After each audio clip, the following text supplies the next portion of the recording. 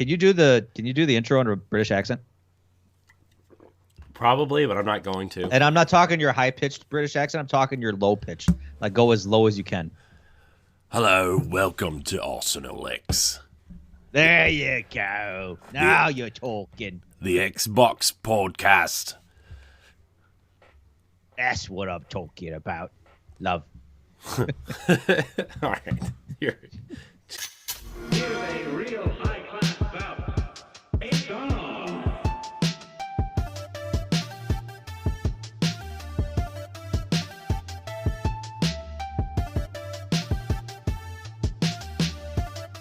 Hello, everybody. Welcome back to Arsenal X, the Xbox podcast here on the Boss Rush Network. I'm one of your hosts, Corey Dierig, and joining me on a two-man show this week, the first show of 2022, is none other than the joy of the EXP cast, Stoy. Hello. Hi, Can I be the wise Wisconsinite this week? You can. Well, Yes. Can Finally. Can you? I'm trying to get that from Jesse like this whole... Well, I mean, where is the wise Wisconsinite today? Look, Jesse, He's not here. He's not there. Jesse has a So stomach. I am now the... Look, I am the wise Wisconsinite. Jesse has a You hear me, stomach Corey? ache. He's probably I know. just pooping everywhere. You know, he's So, just that's okay. pooping everywhere. You know, It's okay. It's fine. But you know what, Corey? What? Today, I am the wise Wisconsinite. The wise Wisconsinite. I am the wise Wisconsinite. We're gonna. And you know what? When Jesse comes back next week, he can be the wise Wisconsinite. Give me this, Corey, please. Okay, the wise Wisconsinite. Thank you. Stoy. Thank you very much. I appreciate that. Thank You're you. welcome. I didn't want to make that awkward at all, but No, not awkward at all. You got real close to the camera. There's yeah. I got a new microphone actually. I see that. It's Yeah. looks. I mean, it's just a microphone, but What happened to the other one? well, we upgraded. So on EXP Cast, we used the Patreon money that we raised to upgrade our equipment. We usually do that all the time. Like I think like a year and a half ago, we used the Patreon money to buy a new mixing board, and this time around we got these Shure microphones, SHUR. They're SM58s. They're like the gold standard for like musicians and stuff and lead singers. And it's EXP actually starting a band now. You guys starting a band? Yeah. A rock Oh, yeah. band, you would say. Dude, we sing too much on our episodes. It's kind of it's the way it is. Hey, it's But- okay. Yeah, it's fine. Everybody likes a good tune once in a while. We should sing more. especially- We should sing more on this show. What should we sing? I don't know. We were talking about living La Vida Loca before we started was- recording. that's right. So Okay, I'm gonna have to refresh myself on the lyrics. living But, La Vida Loca. She'll push and pull you down, living La Vida Loca. You sound just like Ricky Martin. I know. A lot of people have said that in the past. You kind of look That like I him look too. that I look and sound like Ricky Martin. Yeah. Yeah. Basically, basically, it's so frustrating trying to go grocery shopping and just like people come with me for autographs, and I'm like, I'm not Ricky Martin. Not even Spanish. No. No. Although actually, when I was in high school, a lot of people thought I was Hispanic, so I got called Stohan Hovic a lot because they thought the J was like a h sound. So like people would speak to me in like Spanish a lot, and I'm like, I no habla español. So That's fair. Speaking of though, I like your N7 mug and your oh yeah, and your Nightwing shirt. and my Mass Effect poster that I found cleaning the basement. Yeah. Yeah, I didn't even know I had this. Like I was like, for those watching on the video, I'm pointing to a Mass Effect poster right now. I got this when I got the Legendary Edition last year, and I think I just like stuffed it in my basement. So then I cleaned up the basement and found it, and yeah, Here we are. here we are. Yes. So enough about me. How about you? I'm good. I don't know. It was a weird week because I had the week off from work because of the holidays, you might say. You know, that Right. fancy one with the trees and the gifts and the ornaments and the families. That one. Yeah. I've heard of that one. Yeah. Christmas, they say. It's called. Yeah, or winter solstice, however you want to call it. It was good. It was okay. It was a lot of good stuff, a lot of good pickups. Get right here on the floor. Oh, yeah. Got the OG Xbox box, and yeah, I did. There's a 360 box. I saw that. Yeah. I forgot how much of a monster like the OG Xbox is. Yeah, dude. So what happened was like when the boxes got here, like they both got here at the same time, and like the big box was the original Xbox. I'm like, holy crap, this thing is like huge, and then the other box was so small. I'm like, there's no way there's an Xbox 360 in here. No, there's an Xbox 360 in there. This was also before like they formed the box to the size of the box, and they just like made this huge box to take up space. Take up space. But yeah, man, dude, the original Xbox is a beast. It's just a beast of a box. Yeah, I mean, it's just heavy too. Like the thing was a half-ton brick. Yeah, it's like 8 or 9 pounds. Yeah, which is like on par with the Series X. Yeah. I don't know if you could see. I got the fridge right there. Yeah. How about that? How about that fridge? It's got buttons on it. Like it has all the, the button to sync the controller, and did you sync your controller? Did you sync your controller to it? I tried. I don't think it works that way. Oh. But there's a USB charging port in front of it, and it actually works. Like you can actually charge your device hooked up to your fridge, man. What a world! What a time we live in, man. What a time we live in. Like, I'm gonna just charge my phone on this fridge. Jesus. Neat. But yeah, the top of it actually glows green, and the front of it, it's got the Xbox Power light. Yeah. And that could be controlled by the 2 buttons on the front of it. I mean, and it fits like 12 cans of whatever beverage of your choice, so it's pretty neat. Cool. Like if you need a beverage right now, you could just reach over and grab one. And that may happen. That may happen at a later date, at a later time in this podcast. I may reach over and grab myself a ice cold Hams, but we'll see. Hey, that's cool though. I'm jealous actually. I have to drink room temperature beverages under my desk, so yeah, it's okay though. I don't mind.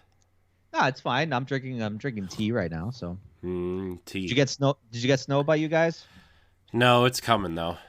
It was snowing a little bit, but not enough to stick this morning. But we're supposed to get a lot of snow tomorrow and throughout the week. So it's the cold usually skips December here now. It used to be real bad in December, and then it just decided to skip December, and January and February are now the bad months here. So, yeah, I feel you like that too. Like December, we got we didn't even get like a dusting of snow. Yeah, I think it snowed. I think there was visible snow like one day. So, yeah, whatever. Man, less opportunities for me to have to go out there and shovel. I guess that's fair. Yeah. I do get frost on my window every day though. It's kind of annoying, It's just like there's so much technology in the world. You would think that they can make windshields that don't frost over. Yeah, no kidding. I mean, I guess they probably do. They make bathroom floors heated. Yeah, I would imagine they would. I mean, I guess if you have one of those fancy cars that you can start from your living room by pressing a button, right? Like, I mean, yeah, that's probably one way to solve that problem, but. I was gonna say I had a remote start on my vehicle for a little bit, so yeah. Well, it's cool though. It's fine. Yeah, it's all fine. Thank you. You know what? 3 months left of winter. Yeah, 3 months left of winter. 3 months left. Then we can go back to spring weather, spring jackets, motorcycle riding again, and yeah. Ooh, fancy. Sunglasses. Yep. Sleeveless shirts. Ooh. Well, LeBron wears those year round though. Yeah, I know. He's weird. Well, he lives in Virginia. Do they even have a winter? I don't know. I think he just sits inside all day and works out and Well, he has a whole setup. Like his command center is like, man, he's got like 5 monitors and like two PC towers. Like I know. It's almost like Jesse's setup. What was it last week when like Jesse Jesse had the wrong microphone on, or all you could hear is his computer fan. Yeah. Like, Jesus. Yeah. It was funny. We did a podcast with Laurent last week, and he had just moved and didn't have anything set up. So he was slumming it with a headset mic. Oh, God. How terrible. We were poking fun at him. It was fun. Yeah. Scrub. God. How terrible. Well, Stoy, what do you say we talk about some Xbox? That's what I came here for. Yeah. Friendly reminder, if this is your first time here, welcome. This is Arsenal X, our Xbox podcast here on the Boss Rush Network. You can find us every Tuesday morning, as well as our other shows throughout the week on bossrush.net or on our YouTube channel or podcast services everywhere. If you like the show, leave us a nice review. You can always ask questions by emailing us at arsenalx@gmail.com or tweeting at us at Boss Rush Network at the hashtag AX. New hashtag, guys. AX. Just AX. So, also, leave us a 5-star rating on iTunes or Spotify. That would really help with discoverability. Really appreciate that. We're going to jump into kind of what we've been playing in our weekly pickups, although we kind of talked about our pickups already.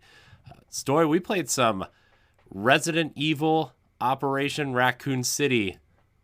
I want you to tell me about that. I want you to tell me what you thought of it. Dude, it was awesome. Yeah, it's fun. It's kind of like mindless fun. Like yeah, I don't know, you know. It was like it's basically Gears of War set in the Resident Evil universe. Yeah, basically. Well, it's made by one of the old developers of SOCOM. Yeah. So you have those kind of like. That's really what that movement felt like. Yeah. That movement felt like it's lifted straight out of SOCOM. I knew that. I knew that movement from somewhere, and I couldn't pinpoint it. Yeah, I think it wasn't Zipper Interactive. It was Slant 6. Yeah. So they I forget. They didn't do Confrontation. They did I forget which ones they did. But yeah, I mean very very reminiscent to SOCOM.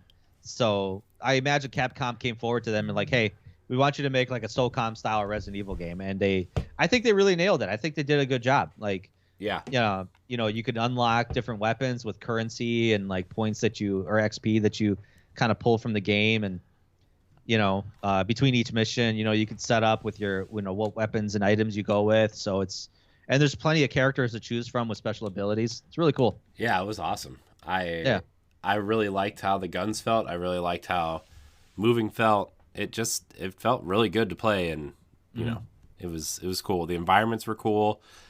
A lot of cool places to like kind of hide and kind of flank your enemies. It was cool. It was really cool. Mm-hmm. It was a good mix of zombies and military kind of, you know, military guys that you could fight against sometimes at the same time. It was cool. Yeah. I want to play more. That's honestly what I wish. I was going to say, if you want to pop up this week again, we can. Yeah. I kind of wish they continued with that. I know it wasn't received very well because it wasn't Resident Evil, but that was the point. Yeah. Well, because there's an ending where you can completely alter the ending to, and I'm not going to spoil it, but you could have a non-canon ending in the game. Like you could completely alter everything about it. Yeah. That's all I'm going to say. Yeah. I mean, that's cool though. Yeah. Yeah. Yeah, man, that was really fun. What else did you play this past week? Well, I picked up Guardians of the Galaxy some more. So I kind of had to I got to buckle down and get that done. I beat Dragon Age 2 and I just segued right into Dragon Age Inquisition. But Dragon Age 2 is good. Here's the thing now. I learned this. If you want to transfer your Dragon Age 2 file to Dragon Age Inquisition, but if you go from Xbox 360 to Xbox One, your file does not necessarily transfer over just on the Xbox. Mm-hmm. So like you start the game up and you get this option to, hey, do you want to carry over your world state? That's what they call it, from Dragon Age 2 to Dragon Age Inquisition. So a lot of the decisions that you make can kind of carry over to what the world is like in Inquisition. Right. And it didn't do that. in Inquisition. So what I had to do, I had to Google this. What I had to do is I had to go to DragonAgeKeep.com, and you could like create your own world state. So like basically like you can kind of step by step go through all the major decisions in Dragon Age Origins and Dragon Age 2, and make those decisions over again. My character model, the character that I built, the physical model, like carried over, but all my decisions did not. Oh. But I mean, it worked from Dragon Age Origins to 2, but it didn't. It's not working from 2 to Inquisition, so I had to go back, redo all of it, import the save file, and then go back to Inquisition, and then upload the save file. And man, it was just I probably did more than what I should have. Yeah. I should have just said whatever, just play the game. But I really wanted my data to transfer over. So yeah, you put in the work. I'm I proud did. of you. I really did. You want the full experience. You did the work to get that full experience. Yeah, I don't think I ever did a full playthrough. I mean, I've done multiple playthroughs of Mass Effect 1, 2, and 3 back to back. I don't think I've ever done Origins 2 and then Inquisition. I don't think I've ever done that. I've gone back to play 2 multiple times, Inquisition multiple times, but just singularly. But yeah. So cool. Otherwise, did I talk about Chorus last time? You did a little bit, but I want to hear more about it because I'm interested. I think I talked about how one of the things I've never liked about like aircraft combat games is the thing where if like an enemy gets on your back, they're pretty much staying there, and you're flying around in circles trying to get rid of them, and it's just, I don't know, maybe I'm just not good at like space combat or flight simulator combat games, but like I always find that it's a struggle. Like it's just like, man, they're on my back and I can't shake them, so I have to do these crazy batshit maneuvers to try to get them off me and whatever. So in Chorus, this is an open world game where you can unlock new abilities for your ship to do. One of them is a drift mechanic. And so what you could do is if an enemy's on your back, you can literally drift 180 degrees, backpedal, fly backwards, and then just like, it's so cool. Wow. So cool. And so, I mean, it's awesome. Like it's awesome that you can kind of do these particular flight maneuvers. I think there's like, I haven't played it in a week, but I know there was like one more ability that I unlocked with my ship that, some other crazy ability that I could do, but it makes the game so much more fun. Like it takes I think I talked about it on the Discord because someone asked about it, and I said it's like basically they took it's like space combat but added Need for Speed like elements to it, because there's so many different like cool tricks and like drifting mechanics that you could do to kind of have some fun with this game. So it's really cool, and the story is really good. Like it's got more of a story than I thought it would. Cool. And really good characters that you encounter. So cool. Like even your ship is a character. Ooh. Yeah, like he's got a character, like it has its own like AI voice and stuff. Yes. Or? Cool. Yeah. Cool. And he's not happy with you. Yeah. He's because like the storyline is like you're part of this like world destroying army, but then you have a crisis of faith. So then you leave the world destroying army. You go park your ship somewhere, and you tell the ship like, "Hey man, I'm gonna be right back. Okay, you ain't gonna be here forever. I'm gonna be right back." And I think that "be right back" turns into a couple years. So then this world invading army comes to your colony, and you're like, "Shit, I need my ship." So you go to unlock your ship, and he wakes up, and he's like, "Man, what the hell? You told me you were coming right back, and like now you show up." Like he needed a New York accent. He's like, "Where were you this whole time? Hey, you left me here. You told me you was gonna be right back, and now 2 years later."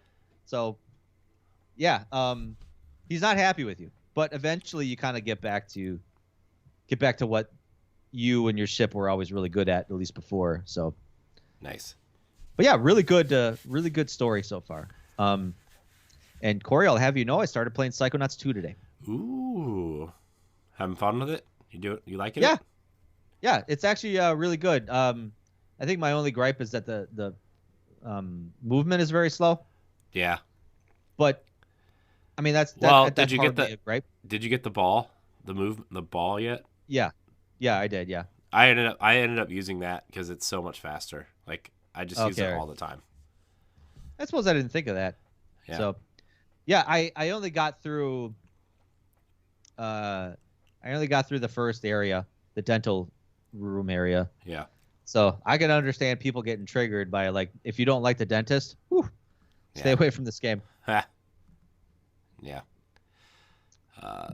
The casino level's pretty cool too, which is I think is the next area you're going to be in.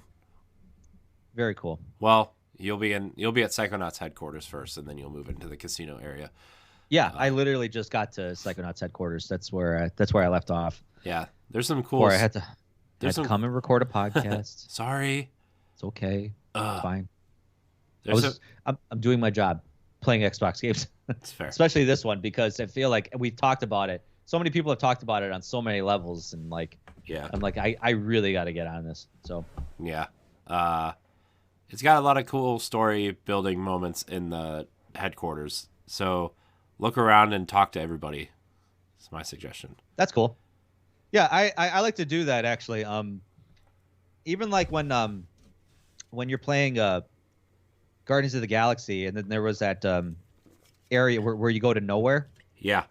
And you just kind of walk around, and it's a really cool area that you can just kind of walk around and take in the sights and take in like what people are talking about and whatever. Like, I really like doing stuff like that because like I feel like so many developers work so hard on these segments, you know, and you want them to know it's appreciated, so you want to experience all those little things, and I imagine so many people are just like, screw it. I just want to kind of get through it and kind of move on. But it's like, man, I want to walk around and really appreciate things. So, yeah. Cool. Yeah, Psychonauts 2 is good. If you have Game Pass, you should check it out if you like platformers. Yeah. I mean, it's actually, the controls are really tight. The storyline's really good. The acting, the dialogue, it's all really good. Yeah. Also, it does a really nice job catching you up if you either didn't play Psychonauts 1 or just kind of forgot because it came out 20 years ago. So yeah, pretty much. Yeah. No, yeah, it was the whole intro scene, like before you even start the game, kind of gives you a good recap of what happened. Yeah. Or if you're a purist, Psychonauts 1 is on Game Pass also. So you can play them both. They're not long games, so you can play them both. Mm-hmm. Well, Stoy, I guess I'll jump into what I've been playing. Yeah.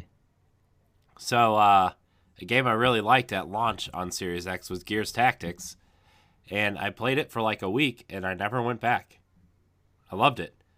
And I was like, you know what? I've got a huge list of games that I haven't finished, so why don't I play some Gears Tactics? And guess what, Stoy? That game is really good. Yeah. It's really good. Splash Damage did a great job of kind of taking that XCOM formula and really putting Gears into it. It's like that's what I was going to ask, if it was like XCOM / like, does it have like have you played Wasteland? Is that 3, the new one? I haven't played Wasteland 3 yet. That one has a lot of really good story beat elements. Yeah. Is it kind of similar in story-wise? There's a lot of good story here. I mean, it's basically XCOM with a gear skin on it. There's even the Overwatch ability is called Overwatch, right? They like literally use the same terminology and everything from XCOM. Okay. The customization is really cool. You can customize your armor, like the material your armor's made out of, like paint color. Certain armors have certain abilities, so you can like mix and match. It's really cool, and like all the weapons are super customizable to the point where I'm like, why haven't they introduced this into Gears proper? Yeah, like you can add like extended mags to your Lancers. You can add,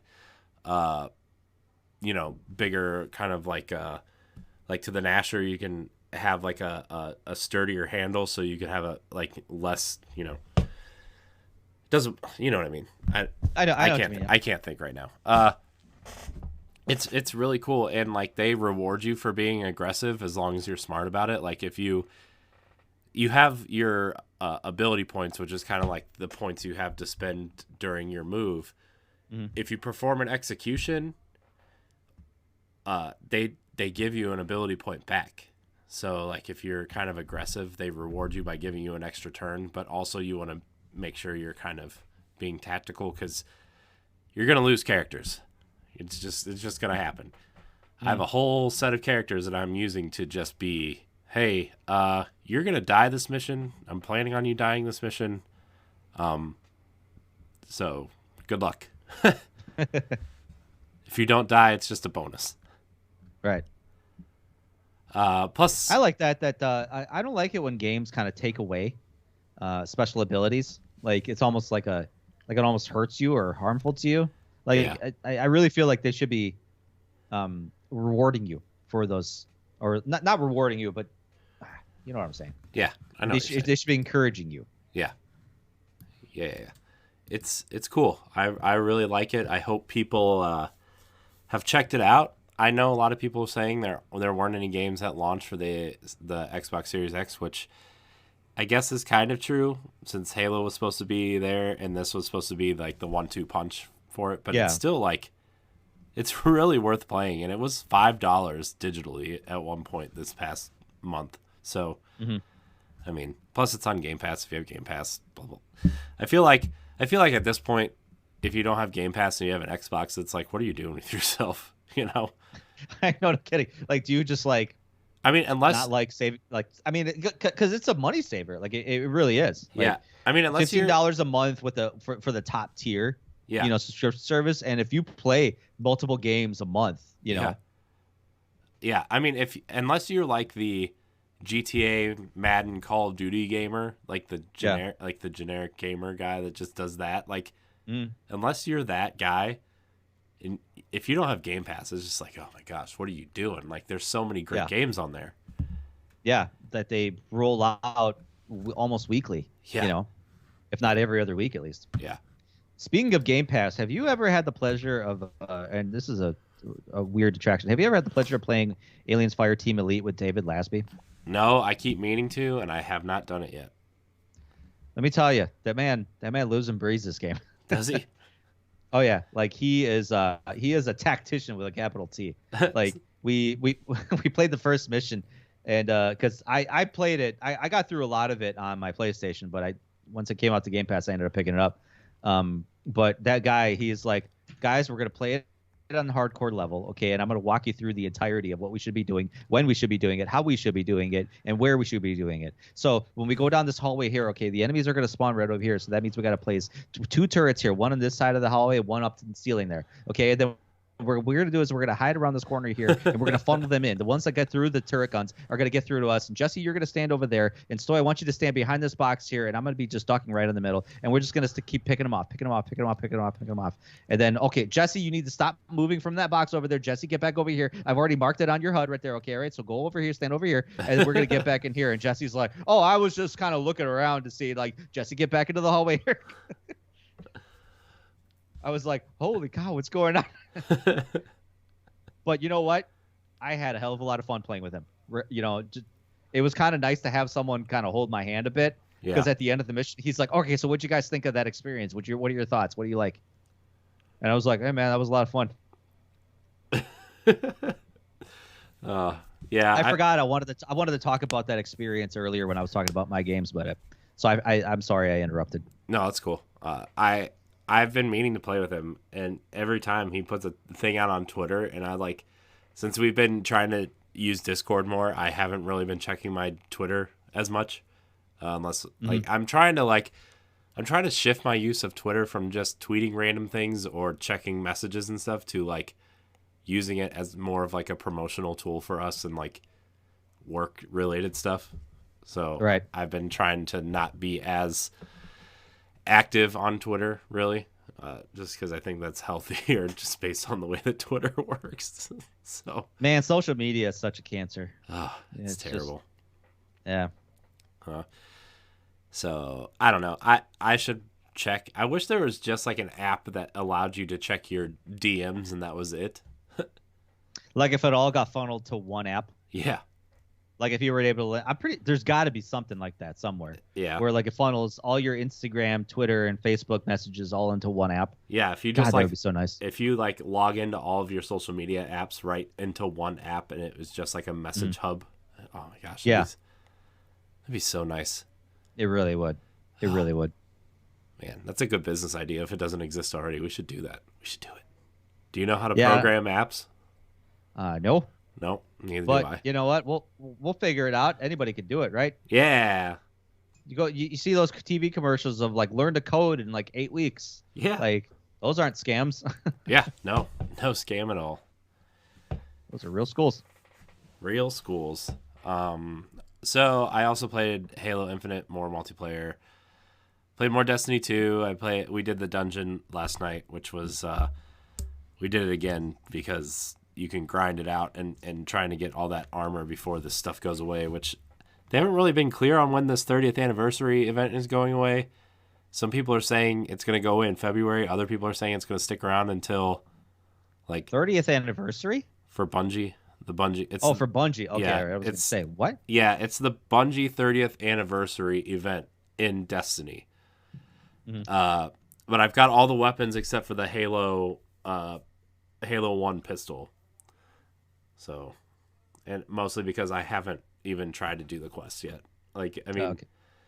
I should do it. It's not long. I just have been playing other games and I just have been distracted.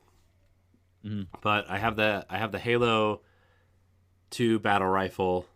I have the whatever the Covenant. It's not the carbine. It's like a trace rifle. So I have that. I have the marathon shotgun, which is it's like a sniper rifle, dude. That thing is ridiculous. Yeah. There's also a perk on the Halo weapons, most of them called perpetual motion, which every time you hit an enemy, your agility increases, so you just become faster. Okay. And as it stacks, every time you kill someone, your damage increases up to like 3 times, I think. So you could do like triple the damage and move at like 3 times the speed. Oh my God. It's stupid. Dude, the perks on these weapons are stupid. These things are going to get nerfed into the ground so hard when February rolls around, when the new expansion comes out. Because, like, I'm running around with the marathon shotgun, just like, I'm running past guys. I'm shooting them from like 30 feet away, first of all. And then I'm just running past their corpses onto the next guy. What do you feel about like nerfing weapons? Like, I mean, obviously you hear that phrase kind of go on with any major multiplayer game. Yeah. You know, Call of Duty and Rainbow Six needed to nerf its shotguns. I remember when Siege first came out, because their shotguns were ridiculously accurate. Well, it's weird because like in games where the weapons are definite, like Call of Duty and Halo and stuff, where like those weapons are like, you know, they don't change, right? The battle rifle in Halo is the battle rifle, or like, you know, the AK-47 in Call of Duty is the AK-47, right? Yep. But when you go to Destiny, there's so many guns. There's thousands of guns in Destiny, and they can all roll with random perks. Mm-hmm. And it's like, you got to find the right guns with the right perks in the right kind of family class of those weapons. Because like each assault rifle has like 4 archetypes, I guess you would say, where like there's the slow shooting powerful assault rifles, then there's like the mid shot mid range assault rifles, and then there's like the fast shooting kind of low damage, but if you hit with the bullets, like all of them, they're going to go down faster because you're shooting faster.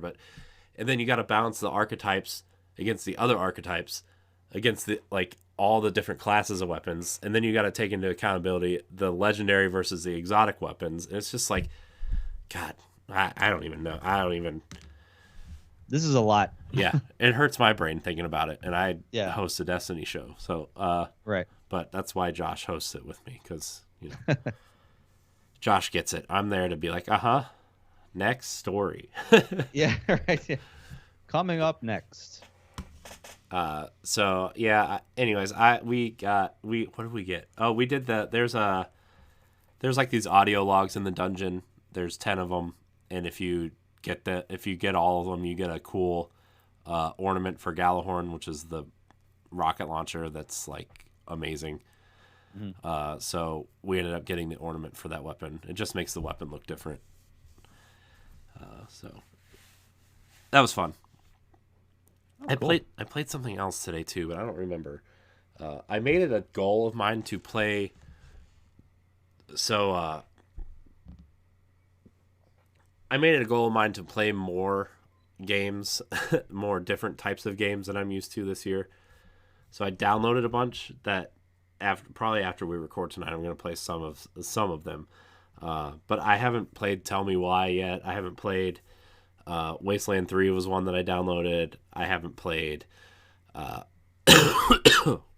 gross. Ah, right into your ear holes. Yeah. There's just a bunch of games that I want to play that I haven't played yet. So, or I want to replay because I didn't finish them.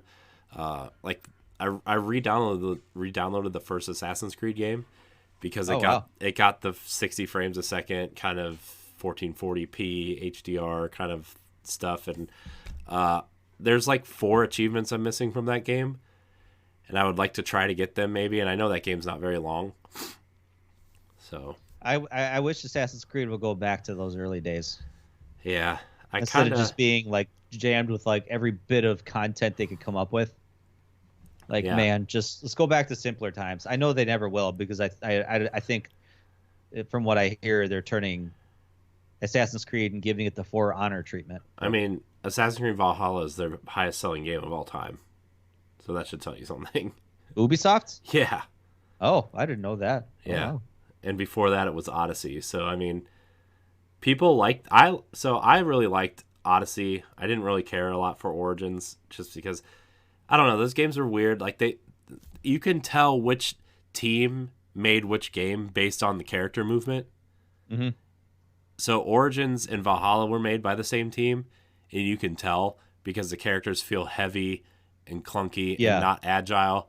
Whereas the Odyssey team was the, let's see, was it the Assassin's Creed 4 and Syndicate team made this? I imagine the Syndicate team made it. I think that's how that worked. Yeah. Which Cassandra feels way more agile and swift and way easier to control than the other games. So like, I prefer the Odyssey's movement and stuff. So it was really hard for me to play Valhalla.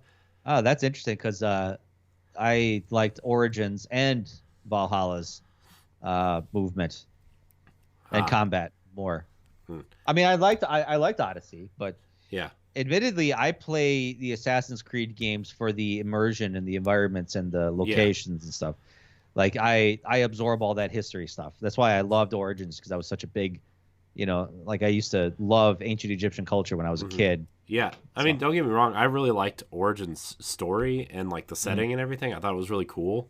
Plus, like the DLC, like where you were fighting the mythical gods and stuff was really cool. Like that kind of stuff was really cool. And I liked how they kind of implemented it into Odyssey. Yeah. Into the story at least. And so I don't know. If I was to choose by combat only, it would be Odyssey. But if I was to pick a location, it would be Origins and Valhalla for sure. But I just really like how Odyssey plays. I don't know. I didn't think I was going to like Odyssey as much, because like how much of this ancient Greek and Roman and like that kind of era, it just feels like that's been done to death in Assassin's Creed over and over and over again. And even in like Assassin's Creed 2 trilogy, like I know it was like during the Renaissance, but like it still had that feeling of, oh, we're just kind of rehashing this area again. And it was just like, man, I don't know, because it was like Italy and Rome and stuff, and like you're still visiting the Colosseum even though it's not in ancient Greek and Roman times, right? So it just kind of felt like they were rehashing it. But yeah, I don't know. I re-downloaded Valhalla because I want to play it this year. because I just that new downloaded DLC the is coming out. expansion recently, so I do want to get back to that as well. Maybe one day. So, anyways, back to the notes here. We got side tangent. It's fine. I don't know. I like Assassin's Creed a lot. I like the direction they're going. I just wish like the movement and stuff felt more consistent from game to game. Because if it was consistent, then I wouldn't be able to tell, and then I wouldn't be able to say I like one over the other. But, Yeah. I wish they could nail down an end game. Like, it just seems like they don't know how they plan on ending this. They don't. Like they don't. like, they you don't have want to to end fi- it, so they just Yeah, I keep know. giving you DLC, right? Well, should we? Yeah, it's like, should we think about ending it? Nah. The next game is But literally I mean called the overall Assassin's Creed story. Infinite. Yeah. Like, it's just like, oh my god, not gonna. But end. I mean, like, like they need to come up like story wise, like, with the first civilization and the Apple of Eden and stuff like that. Like, it's just like, how many? I don't know how many like story departures like do they need in order to like kind of get back on track and be like, okay, this is where we're going. right? Because at least when Desmond was around, there was at least like, hey, there it looks like there's kind of an end goal in sight, or at least there's going to be a resolution at some point, and we kind of got that at the end of Revelation, but it's like afterwards it was just like, we don't know what's going on. Yeah, dude, you It's could like- really it's tell like after. Charlie. It's like Charlie and Always Sunny in Philadelphia. He's at the board, and all of a sudden he's just like, Pepe Silva. Yeah, it definitely after Assassin's Creed 3, they were like, where do we go from here? I don't even know what to do Yeah. from here. And like, even Black Flag didn't even like really connect. They were just like, oh, you're a pirate now, and you play games at Abstergo, I guess. So here you go. Yeah, you're just a cubicle, a desk jockey. That's it. Yeah. And then it took 8 or 9 years to fix Unity, right, on this new generation of consoles. So Yeah. whoops. Syndicate was cool though. I really liked the train stuff in Syndicate. Syndicate was probably my least favorite. Oh, really? I didn't like I don't know. I just like, I thought the story was like, it didn't hook me, the whole gang, kind of getting gangs to fight against each other. I don't know. I guess I Yeah. just wasn't a fan of it. That's fair. That's fair. Well, we're gonna kind of move on here. Did you pick up anything this week, Stoy? Did you pick up anything cool? Fun? I mean, Josh gave me his old Xbox with like no cords, no cables, no controllers. Wow. He just gave me the unit. So I was like, all right, cool. I think because I set up a lot of my old systems again on an old tube TV that I got from my brother. Mm-hmm. So I was trying to look for my Xbox, so I was up in my attic, I was up in my down in my basement, like couldn't find it. I probably sold it a long time ago and I just didn't know about it. But it's like I still have the cables for it. I found the cables, like the audio, the AV cables and the power, cable. Yeah. But I don't have the controllers. So it's like weird, like why I would have the cables, but no, anything else. Right. So, That's weird. anyway, That's weird. that's all I ended up scooping up, really. It was kind of a slow week this past week. I think the last game I really literally picked up was Chorus that I got for Christmas. So Yeah, I picked up a bunch of digital stuff from the sale. I picked up Kingdom Hearts 2.8 Final Chapter Prologue. man, Yeah. they're drunk. Nah, dude. They're drunk over there. No, dude. They're just spinning. They have like 20 of those big Price is Right blood wheels that they just spin, and whatever it lands on, they're just like Final chapter. There's got to be one more word. Prologue. Yeah. Yeah, that's it. That's it. Hey, Tim, which Kingdom Hearts is this? 2 or 3? I don't know. I don't know. It's one of those in between ones, It's just one of those things. Oh, so we can pick whatever title we want? Yeah, because 3's in development, so you should pick a number before that. But 2's already out. Well, pick a number between 2 and 3. Give it a subtitle. How about 8? All right. You know, you know what's really funny about Kingdom Hearts 3? Have you played Kingdom Hearts 3? I have not played a single Kingdom Hearts game. Oh my gosh, I own them all on Xbox now. I'm very proud of myself. Uh, the prologue in Kingdom Hearts 3 literally ends with Kingdom Hearts 2.9, and then it loads into Kingdom Hearts 3. So wait, there's a 2.9, not a 2.8. It's part of Kingdom Hearts 3. It's like the chapter 0 of Kingdom Hearts 3 Okay. is called 2.9. So Got it. It's so funny. God, Man, Kingdom Hearts. I don't understand. Oh, it's so fun. Kingdom Hearts Yeah. rocks, everybody. I hope you guys know that. Okay. By the way, Kingdom Hearts super fan is in our chat. He's probably lurking. Cam Hawkins. Okay, got it. Yeah, he's you should go check him out, by the way. So, But Pat from our podcast a long time ago, I ended up getting hands on the Kingdom Hearts PlayStation 4, but it came to him like months after the game came out. Yeah. Because GameStop screwed up the orders. I think they they promised too many pre-orders for Yeah. people, Sounds like and they GameStop. didn't. They didn't have enough stock. So Pat got bumped way back. So he ended up buying the game, but then got the system eventually, and he got a copy of the game. So he's like, "Here, you play it. Like you should play it. You really should play it." And I was like, "Okay, I haven't played it." That's but- funny. Maybe I'll get there one of these days. I don't know. You'll get there. You should do it for an extra live stream one year. Okay. Like, what the hell's going on here? Yeah. It doesn't get weird until after Kingdom Hearts 2. I'll give it that. All right. It's not that it gets weird. It's like, at some point, like, where do you jump in to really understand it? Or because you got all these different confusing names, confusing prologue titles, and numbering, and it's like, okay, I need to get caught up. And I think I heard 3 has a really good series of videos or something like that catches you up on the story and what's going on. Yeah. I mean, Yeah, it's like previously on Kingdom Hearts or whatever. Yeah, so at least you have that where you can, understand what's going on. Yeah. But anyways, it was cool. I'm happy I ended up getting it. So I ended up getting that, and I'm getting Bloodstained Ritual of the Night. Okay. I ended up getting the Shadow of Mordor collection, which was both games for like $10 with all the DLC. Man. I ended up picking up Dragon Age Inquisition, the deluxe edition, for like $8. Yeah, I saw that. I think they had like a special on the sale where it's like Dragon Age Inquisition and Mass Effect Andromeda for like $15. It was 11. Oh, it was 11. Okay. Yeah. So I picked that up. I picked up Red Dead Redemption 2 because people keep saying that that's one of the best games ever made.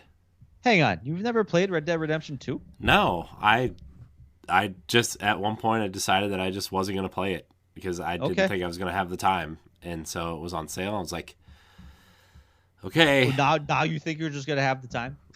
Yeah, right. So I ended up getting that. I ended up getting so the Yakuza games were leaving Game Pass.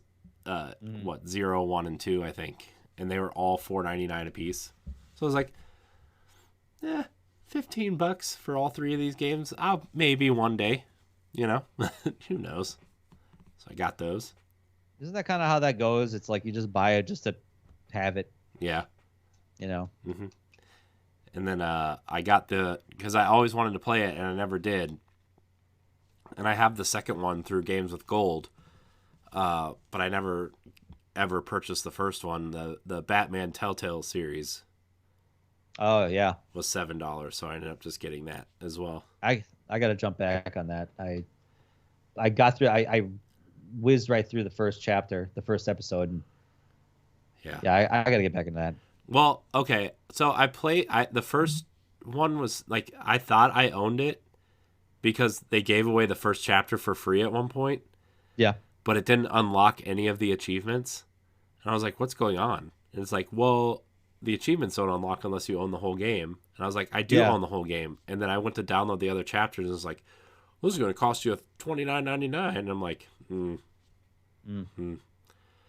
I'll wait. But that was like 2 years ago, and then it's probably been on sale 47 times since then. But yeah, it's one of those things. You got to keep track of it. I like that Xbox has, and I should use it more often. It has like the wish list option. Yeah. Kind of like how PC games have, where it's like you get notified every time the game goes on sale. So that may be a good thing to do. Yeah. So I did add a bunch of indie games to that, by the way, that weren't on sale. Yeah. So because like I want to play Shovel Knight again, but I'm not paying $40 for it again. Because that game shouldn't be $40. Yeah. Well, each. I mean, it's a good game, but each campaign is $10 a piece. Mm-hmm. You get 4 campaigns in the multiplayer. Oh yeah, I suppose. Okay, all right. Yeah. But anyway, I'm not paying $40 for that. Plus, like the Xbox version has the whole Battletoads campaign in it. So nice. And I'm like, I'm still not paying $40 for it. I'll buy it again at some point, but not for $40. And I added like a bunch of games that I already own on Switch, but I would like to play on my TV because Switch is is a handheld console to me now. I don't know. I'm weird, Stoy.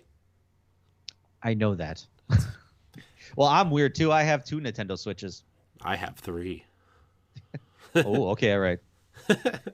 No, I'm fighting with myself to see if I should. So I have every Nintendo launch console that I've ever owned, that I've ever gotten at launch. So okay, like since like Nintendo 64, I have all my first Nintendo consoles except for my Wii, but that's because my Wii melted in a house fire. That's a different story for another day. Oh, yeah, I'll say that's a different story for another day. So I ended up getting another one, but all my other consoles are like, I got this day one, I'm keeping it. Mm-hmm. Well, my launch Switch sounds like a jet engine. So I was thinking about putting it away. I was definitely going to keep it, but I'm going to put it away. But I've been fighting with myself to get rid of my light. And I went to pull the trigger to get rid of my light. But then my daughter started playing it. And I'm like, oh no. Well, if she's really going to like maybe show some interest in games, maybe this would be a good one to whatever, Yeah. So I put like 3 or 4 games on it to see if she was interested in it at all, and she played it for like a half hour the other day, but then she started doing other things because she's 3.5. But so I don't know. I still think I might get rid of my light. I don't have any reason to keep it. If she wants, she can use my launch one, I guess, or she can get her own when she gets old enough. I was gonna say, yeah, make her pay for her own. Get a job. Get a job. You can walk. Yeah. Well, we're going to move into news, Stoy. So I don't have anything else to talk about unless you do. Mm-hmm. No, that's about it. Like I said, I didn't, I didn't really pick up anything, really. I will show off this, though. Before we get into news. There's not a lot of news, so we can show off. Yeah, we can. Look at this. Look at this monstrosity. This is for you audio For those listeners out there in listener land, he's holding up an original box of the Xbox. Yeah. It is a monstrosity. I like how Microsoft has to write in plain letters, video game system. I know. Because, did you watch the documentary, right? Yes, I did, yeah. Yeah. Good documentary, by the way. No, yeah, it was amazing. I don't know if you encountered this feeling, but when they were going through all the episodes and whatever, and they got to that pivotal point at the end of in the middle of Xbox One's life cycle, where they started talking about how we kind of screwed up with the whole launch, and we were betting on this whole media thing, and it didn't work out. Yeah. So and then all of a sudden the episode came into, and we brought in Phil Spencer. Yeah. And then all of a sudden the tone of the episode just like changed radically. Yeah. To where it's like, and then our Lord and Savior Phil Spencer came in to save the day, to save Xbox. God, dude, they really hammed that part up, didn't they? Oh God, they did so much. I mean, don't get me wrong. The whole tone of the rest of that episode and the last episode just like changed to where all of a sudden now it's like we're so amazing, or we're so blessed to be part of. Yeah, such a great like the whole documentary was great for about 4.5 episodes. It was like you would never really know it was put on by Microsoft, really. Yeah. Right? They did the whole Red Ring of Death thing. They did the whole Xbox One launch thing. Like, really, like, shitting on themselves, really. Yeah. And then that pivotal point where, like, Phil Spencer comes out, like, on stage and they announce him as, like, the new head of Xbox or whatever. It's like, yeah. And then the whole and he made it about the games. And then literally the whole last episode was basically a promotional material for the new, like, Xbox, like the Project Scorpio moving into Series X and S and Game Pass. Like, it was just this big whatever, which is fine. Look, I mean, I get it. Yeah, it was a big commercial, yeah. But and I really enjoyed the documentary. I watched it 3 times now just because, like, I like to fall asleep to it sometimes. Like, it's just kind of like a nice, soothing, like, kind of like a podcast, but not really. You got it. So, okay. Yeah, no, I like I said, I thought it was they were very honest with each other, and they were very open about their struggles and the trials and tribulations that they did, like, throughout the multiple systems that they had. Yeah. But like, yeah, it was definitely all of a sudden that tone changed right at that last episode and a half, where it's like, you know, so because Josh and I were talking about that, because Josh is like, I'm worried that it was one big Microsoft commercial, and I said, well, only the last episode. Yeah. So yeah, basically the last episode was a huge Microsoft commercial, but yeah, but it's fine, whatever. I kind of wish Bill Gates would have done some of it. Like, they showed him a lot. Yeah. I wish he would have given, like, a small interview or something. I thought that would have been interesting. I imagine he wants to enjoy his retirement, and not talk about Microsoft anymore. It's fair. I mean, he lived and breathed it for so long, and I mean, he did create it. Yeah. So all right, we're gonna move into news, Stoy. How's that sound? I'm fine with that. Great. Our first story here, we're going to talk a little bit about Everwild, the Rare's kind of artsy whatever game that nobody really seems to know what it is, and apparently Rare doesn't know what it is either. This is from our friends over at Pure Xbox. We've been seeing reports over the past year that Rare's Everwild is undergoing a bit of a challenging phase right now. Even Microsoft confirmed it back in October, and a new report has stated that the game is, quote, a real mess at the moment. Speaking on the Xbox Era podcast a few days ago, VentureBeat journalist Jeff Grubb had the following to say: Everwild is a real mess. They try to talk diplomatically about it when they're in the public, but like, quote, people hear things about the creative director leaving and things getting rebooted, and that's overstated, end quote. But that's not that overstated. They've rebooted that thing, and they don't know exactly what the state of it. They are still figuring that out, and it's a mess. This is not me just using colorful descriptions. The people working on the game don't really know what's going on with that game. That's how much of a mess it is right now. That was the thing. Like, when I first saw the game reveal of this, I was like, what is it? Yeah. Like, they just showed like someone like wandering through a wilderness and seeing a bunch of animals in the sky and shit. And it's like, okay, like, what is it?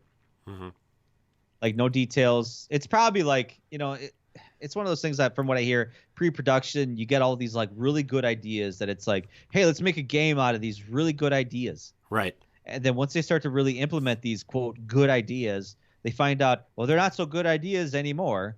Right. And then you get into this kind of problem. Right. Being a BioWare fan, I am very well aware of this process. You know, because they what was it with Mass Effect Andromeda? They spent at least a couple of years, like, just kind of building this game to be what it was, what they wanted it to be, and then all of a sudden they were like, well, shit, EA's giving us 18 months to churn out a game, so we got to do something. Right. Okay, let's just whatever. Yeah. Anyway, dude, remember when Mass Effect Andromeda was supposed to be kind of like a No Man's Sky style, like, exploration game? Yeah, every planet was supposed to be procedurally generated. No two playthroughs were going to be the same, especially like the planets I would land on and the ecosystems would be different than yours. Like, it was, that's what it was supposed to be. But then, like, I think they just kind of, they tried to make it work, and they tried to make it work in Frostbite, and they couldn't. And it's just, dude, Frostbite engine is just a mess if you're not making Battlefield, it seems like. No, yeah, for sure. Or even if Please. you are making Battlefield, apparently. Or It's- I think any kind of like action focused first person shooter, or even a third person shooter. Like yeah. whatever. But it seems like Rare's still working on it. They hired former Alien Isolation lead designer Gary Napper, and they've made a couple other key hires. So I mean, they're trying to fix it. Which, if anybody can dump money into fixing a project, it's clearly Microsoft. I mean, look at the look at the last like 5 years of Xbox in general. So Yeah, no kidding. Well, I mean, that's the thing. Like, you have to have some sort of degree of like, listen, we have to buckle down. We got to make a game. yeah, And that's it. That's a lot of times where, I mean, I have no experience in game development, so I can't be an expert on this, but yes, you can. Your personality on the internet, you're automatically an expert in game design. yeah, I suppose. I mean, I know everything about video games. You're on Twitter, right? Podcaster. Yeah, exactly. You're an expert. I have an opinion, right? Yes. Yeah. You're right. I should just speak my mind. But ultimately, I think you need to have developers and publishers to really kind of like say, to kind of rein everybody in to say, hey, we're paying you money to make a game. Make a game. Stop messing around, especially when it comes to like messing around with other people's money. Microsoft at one point is going to be like, okay, we're dumping money to you. It's got to stop. Make a game. Make something. Make a game. Yeah. Well, we'll see. I like the look of Everwild, but like they've shown 3 trailers for that game now. I still am so confused. Yeah. So stop showing us trailers and stop reminding us that, hey, this is a thing. Yeah. And what is the thing? Animals and magic. Wait, we'll tell you later. It's animals and magic and stuff. And really cool cell shading graphics. Like, it looks like, I mean, graphically, like if that's what the game is going to look like I'm all for it. But just give me some direction. Yeah. Tell me what it is, man. Show us some like a little bit of gameplay. Yeah. I thought it'd be kind of like a Monster Hunter game. Yeah. I mean, that'd be cool, right? Like a light-hearted, whimsical Monster Hunter. Yeah. That'd be cool. That'd be cool. Yeah. Speaking of gameplay and direction, Stoy and Rare, all in one go. It seems like GoldenEye 007 is finally coming off the Nintendo 64. Are you ready for this? I'm ready for this. So, how incredible would this be a way to kick off 2022? It looks like GoldenEye 007 is on its way to the Xbox. True Achievements has picked up the new achievement list for the game. 55 achievements for 1,000 gamer score. Some of the achievement images have even appeared online, leaked through tweets. Wario64 tweeted some out. This seems to be based on the canceled Xbox 360 XBLA remake version, similar to the Perfect Dark one that they ended up making instead. So I would be kind of interested in revisiting this world. I wish they would kind of do more than a simple up-res. That's the thing. Like, this game doesn't... having played this game recently on the 64, this game, it's not going to be how you fondly remember. No. Did you plug in 2 N64 controllers and play it that way? For dual sticks? No. Did you know you could do that? Yeah, I know. I knew you could do that. I never did it. But I didn't know that until like a couple years ago. I found that out. Yeah. But I mean, we played a lot of GoldenEye in my house as a kid when we were younger. Yeah. My brother and I. But yeah, like the only way I could see this really working is if they kind of like really, well, they did kind of remake it. Yeah, they did the Wii one with Daniel Craig. They did the Craig version of GoldenEye for Wii. Yeah, that was it. Yeah. And then it came with the golden Wii Classic controller or whatever. Yeah, that was it. Yeah. And then they ended up porting an HD version to 360 and PS3, which was fine. It was cool, but it wasn't like amazing. I was like, eh. Right. It was still cool though. Like I would. if they ended up doing some sort of 007 game based off the movies, right? Like I would probably play through them all, you know. Mm-hmm.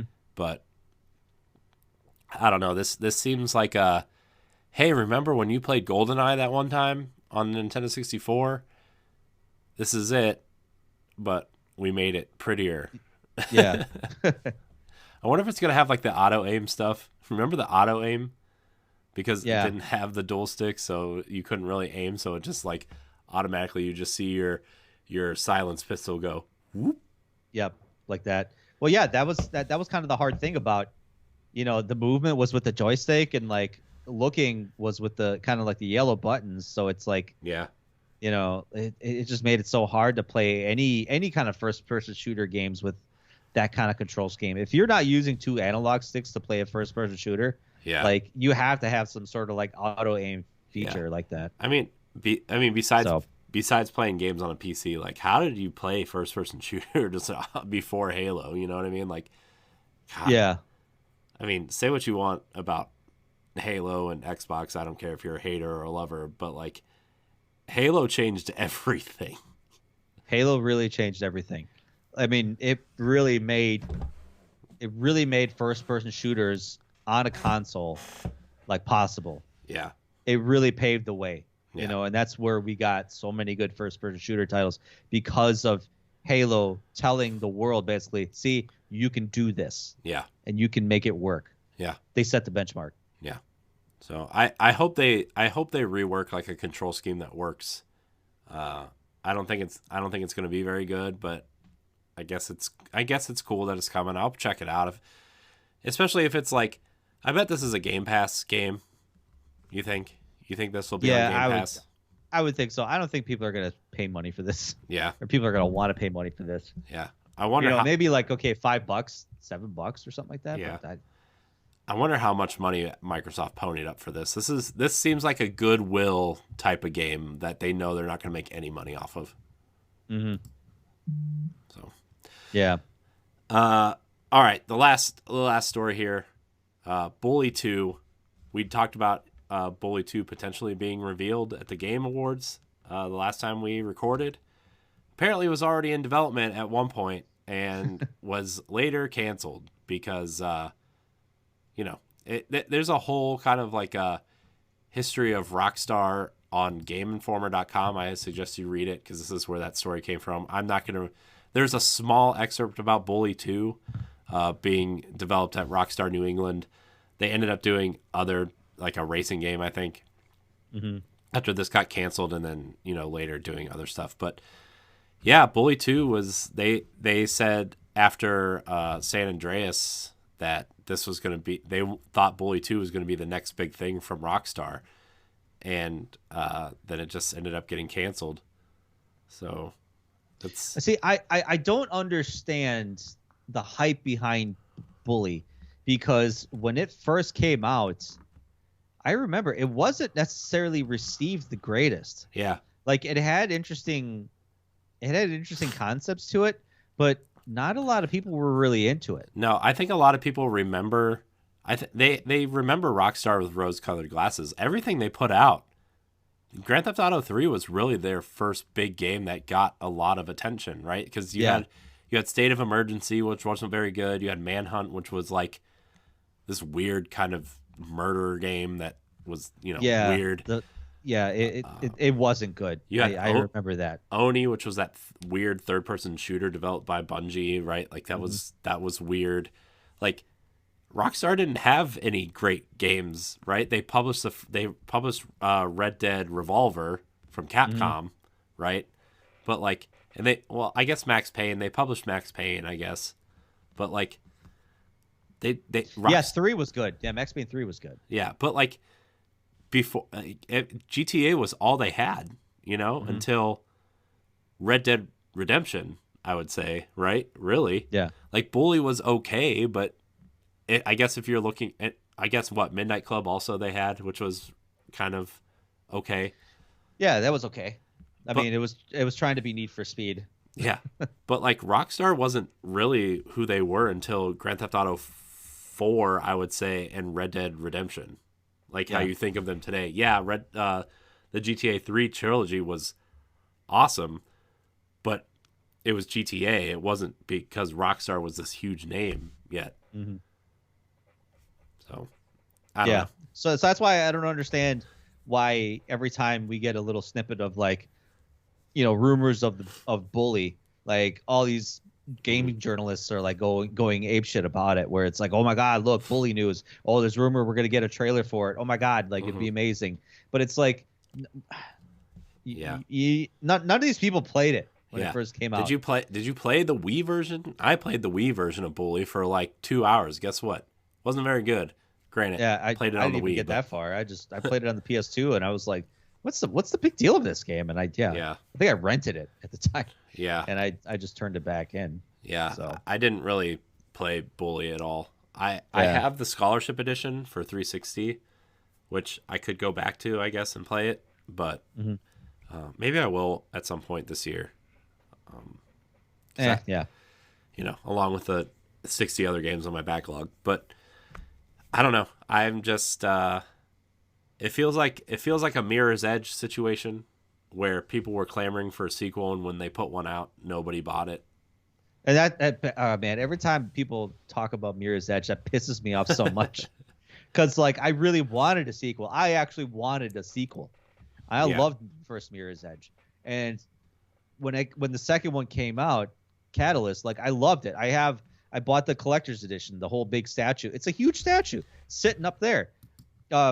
But man, that game came out. I loved it, and everyone's like, it's not the greatest.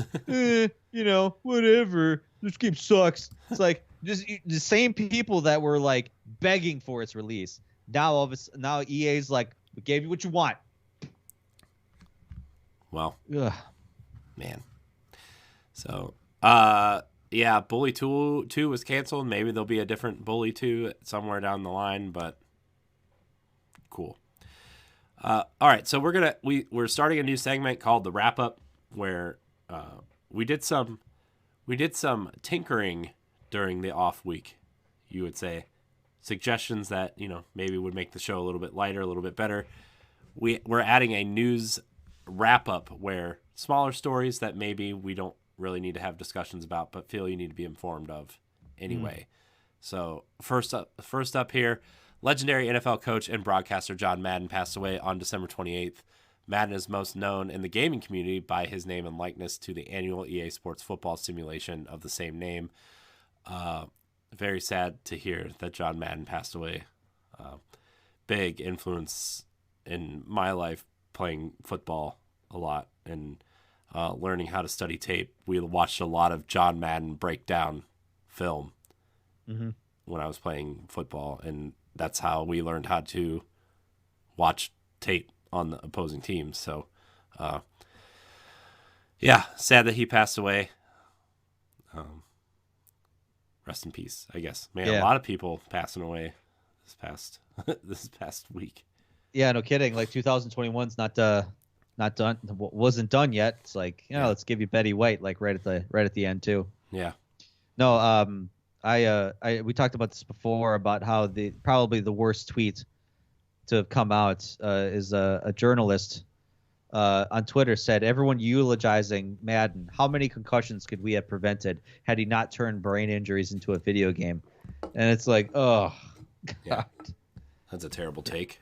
Yeah, it really is. Like it's just one of those things. Like I guess people started following up with like, youth football coaches are blaming these video games for the amount of concussions that have risen, and also people not even participating in football because it's like, why should I play football in real life when I can go play the video game version of it? Yeah. Yeah. Twitter, like Twitter needs to, man. I don't know. You need to settle down a little bit. Yeah, you need to, you people on Twitter, like you need to have there needs to be like a check and balance system, like where like Twitter has this AI program where it say, hey man, this tweet that you want to tweet sounds like a bunch of bullshit. Like I want you to really think about it. I really want you to think about it. Right. And I'm gonna hold this tweet for like 10 minutes, and I really want you to sit down and think about this tweet. Yeah. So the Mr. Chief meme is making its way into Halo Infinite as an AI companion in multiplayer. Though the fans are excited about this edition, they aren't so excited about the price. $19.99 US dollars. So neat. It's a cool AI.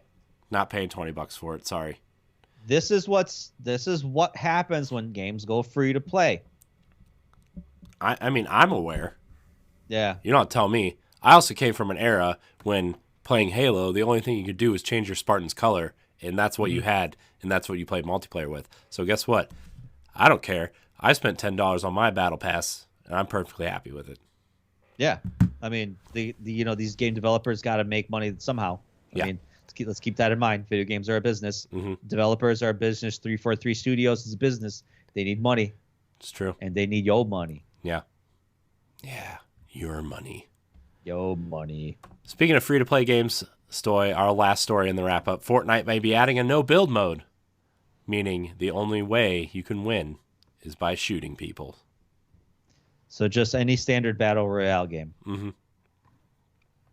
That actually might get me to re-download it and play it once in a while. That still will not get me to re-download it. Yeah, that's fair.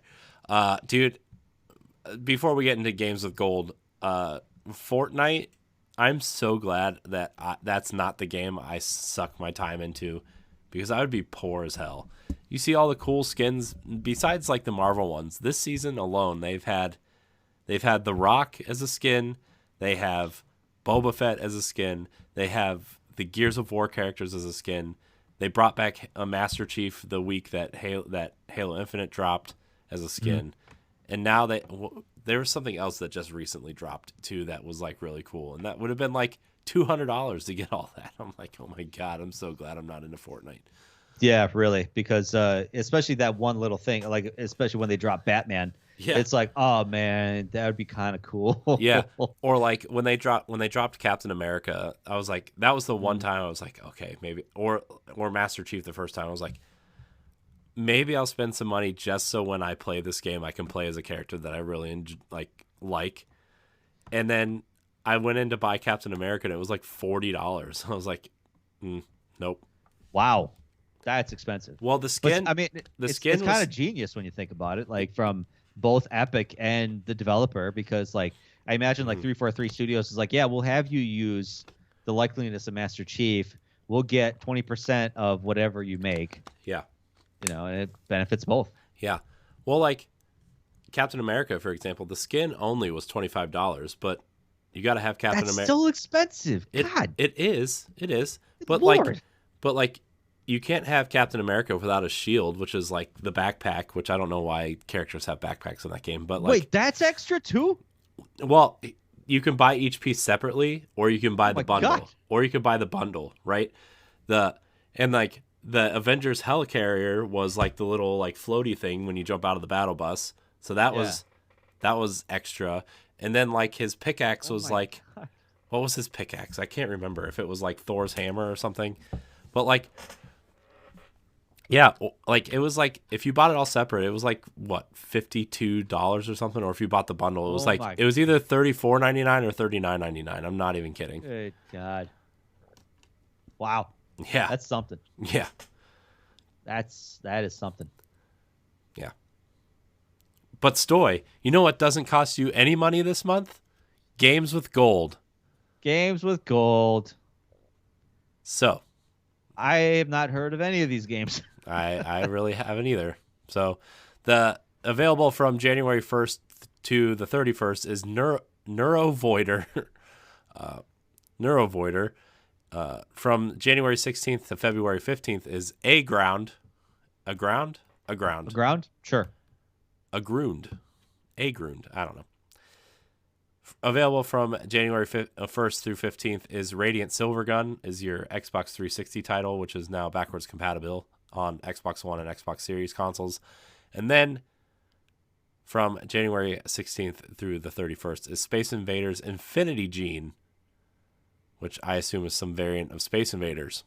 That's pretty much like the only familiar one that. Yeah.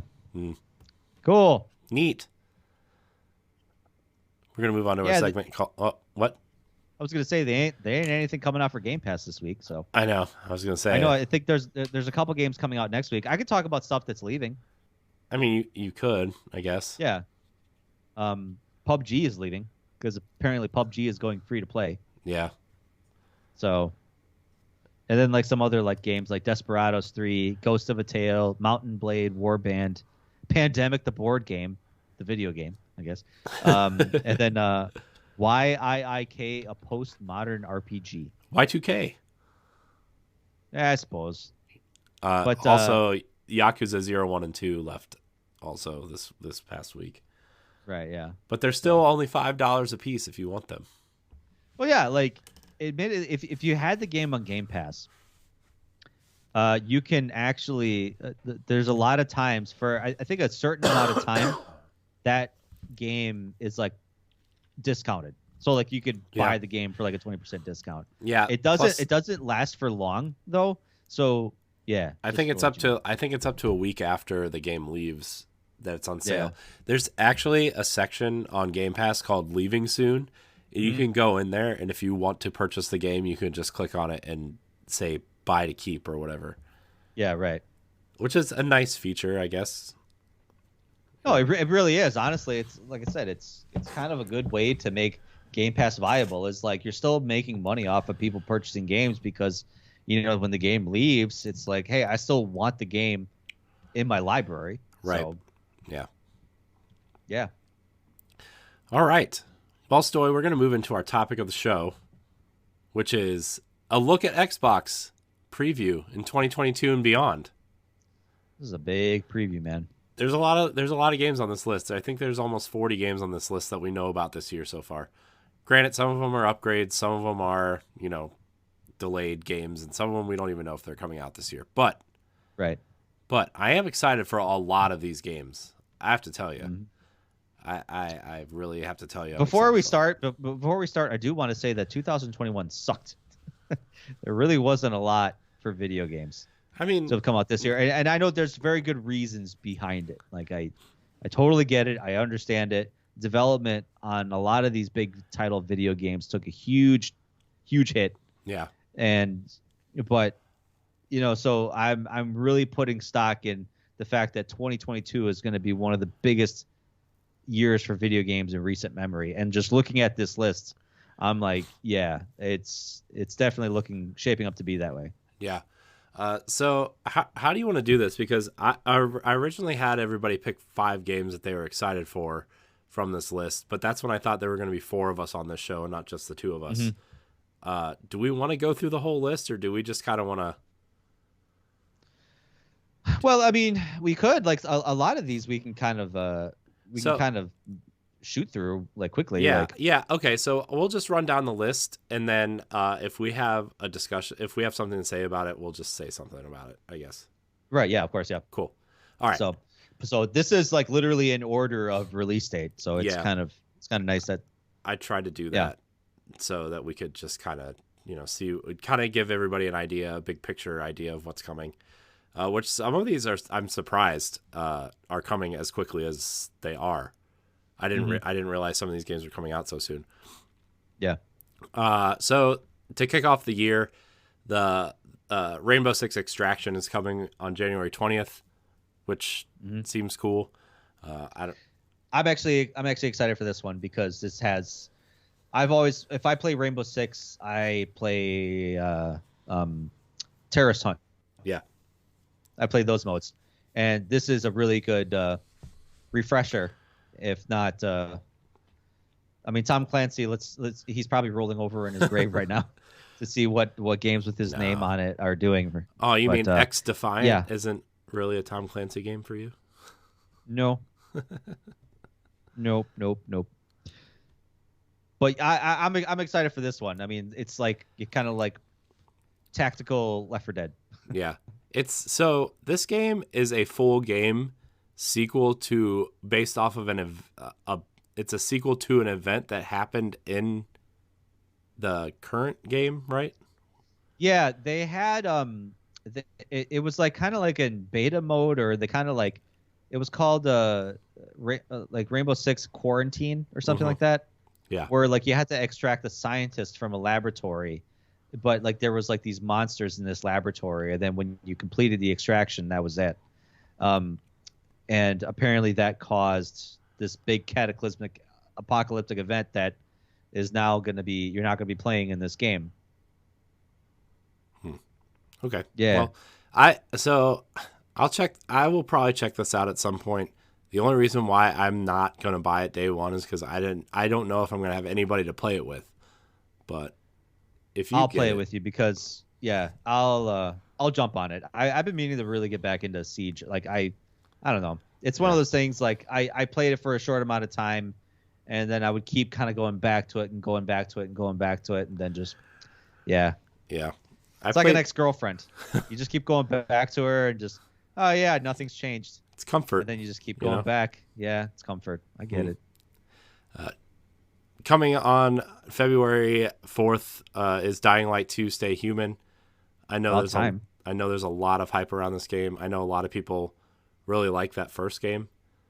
Mm-hmm. I didn't really play the first game. I know they kind of just re-released a Platinum Silver edition or something with, kind of all the bells and whistles. Yeah, it's playable on the Switch. Like we're talking not cloud-based. Like you can play it on the Switch. Yeah. If you want. Yeah. I won't be playing it on the Switch. I own it somewhere. I don't remember what console I own it on, but I own it somewhere. Yeah, I think I have it for PlayStation, I think, and PC. I think I bought it on sale for PC a while back. Yeah. Crossfire X is coming on February 10th. The notable thing about Crossfire X is that the multiplayer is free to play, but the campaign is being developed by Remedy. So yes, and it looks so good. A lot of excitement there. Yeah, about that. On February 22nd, Destiny 2, The Witch Queen, the big expansion to obviously Destiny 2 is going to be crazy. I'm excited because the big bad is kind of like the story that's going on right now. The big bad of the Witch Queen has learned how to harness the light and create guardians, the Hive Guardians. And so we are actually fighting other guardians that are bad guys. So boy, that's neat. It's new. So there's this new. They're also adding weapon crafting and new kind of abilities to kill ghosts. Mm-hmm. So it seems like they're really pushing Destiny 2 in the full on RPG direction. They're changing the way subclasses work and everything to where you actually have to use like the equivalent to skill points into stuff. It really seems like they're turning into that RPG direction, which is exciting if it was the only game I was playing, but also scary because it seems like it's going to take up more time. So we'll see. Well, yeah, especially in this month of February where you have, I don't know if you're into the next game that you're going to talk about, but yeah, I mean, so Elden Ring, I know a lot of people are excited for Elden Ring, comes out on February 25th. I know all the Dark Souls fans are excited for this kind of open world take on that genre. Are you excited for Elden Ring? I'm waiting with cautious breath because I'm not a Dark Souls, Sekiro, Bloodborne type of player. The world intrigues me, and I will give it a shot. Like I've tried Bloodborne, I've tried Sekiro, I've tried those games, and gotten into it. But like, man, it's just something about needing the patience. Yeah, that I just didn't have at those times. So I'm gonna try this game. Mm-hmm. Who knows? I may like it. That's the thing is like everybody always talks about how hard these games are. It's not that they're hard. You just have to be patient. Yeah, that's really what it is. Yeah, and like I get it. Like this generation it's funny, someone I used to know called it the microwave generation, where everything has to happen so quick and instantly and fast and everything, and like this that really makes you slow down and think and learn the patterns and everything, which is like fine for people who like us who grew up playing like NES games and I compared it to like Mega Man and like really learning the patterns and stuff and Ninja Gaiden and stuff, but like that's the thing. It's like these games have those same qualities from those earlier games. It's just we want the game to be more forgiving of us and make us feel a little bit more overpowered, as opposed to really trying to learn and crack the code. Yeah, and Yeah. And the challenge too is like, how patient do you want to be, or how much do you want to go overpower yourself to take these monsters on as well too, right? Because you can, Right. it's Yeah. so easy to go grind too, Mm-hmm. you know. So I don't know. We'll see. I'm excited to see people excited for this game. Yeah. The same day, Grid Legends comes out. Are you excited for this, Stoy? I know you're kind of like a racing guy. Yeah. I'm kind of curious, intrigued on where they plan on going with the story, because it looks like kind of like a rivals type, game where it's like you're just like they had this live action trailer of all these racers kind of like talking shit with each other or whatever, and like getting a little bit heated at times. So I'm kind of curious what the story, like I imagine there's going to be a story mode to this game. Right. I'm kind of curious to see where that kind of leads into it, because now every racing game has to have a story, I guess. True. Yeah. Well, everything has to have a story now, right? Madden has a story I know mode there has now, to too. have a narrative, like I think FIFA started that with their, story modes, and F1 2021 had a story mode this past year. So It's ridiculous. yeah. Do they need it? I don't know. Like, cool, I guess. Yeah, it needs it. Sure. Can't call it Fine, Grid it needs Legends without somebody becoming a legend, right? Yeah. Whatever. We'll see. See how it goes. I may or may not pick it up. I don't know. I mean, I played the Grid games in the past, but yeah. Coming out March 16th, Stoy, Tunic. This is a game I think Legend a lot of Zelda, but you're with a fox, right? Is Yeah. that this one? Yep. Yeah. I think a lot of people are excited for this. I will. Yeah, because they announced this 2 years ago. They did. It's been at that Winter Demo Fest 2 years in a row, right? So, yeah, it's crazy that it's finally coming out. It looks cute, like it looks cool, but Oh yeah. it's one of those games I feel like got announced too early, and it kind of lost its excitement. Yeah. Strangers of Paradise Final Fantasy Origins is coming on March 22nd as well. Kill chaos. Yeah, kill chaos. I'm here to kill chaos. Chaos. Did you see? By the way, did you see Block's recent review on Ever Oasis? No, I have not. You should watch it, because it. he uses that chaos clip a lot, and that it's just so comedically timed. His videos are so good. No, they are. They're really well put together. Yeah, I wish I had the time and the patience to do that, because he's very good at it. Yeah. Tiny Tina's Wonderlands comes out on March 24th. It's the Borderlands spin-off game. Looks neat, I guess. Yeah, it looks neat. Probably. I wish I knew what kind of game this was. Yeah. I don't know, man. Borderlands has just never really like done it for me. I don't know what it is. For me, it hit the peak at Borderlands 2. Borderlands 2 was great. And then I really fell out of it with Borderlands 3. Like, I think too much time has passed. And once I started playing Borderlands 3, it was just I couldn't get into it. Yeah.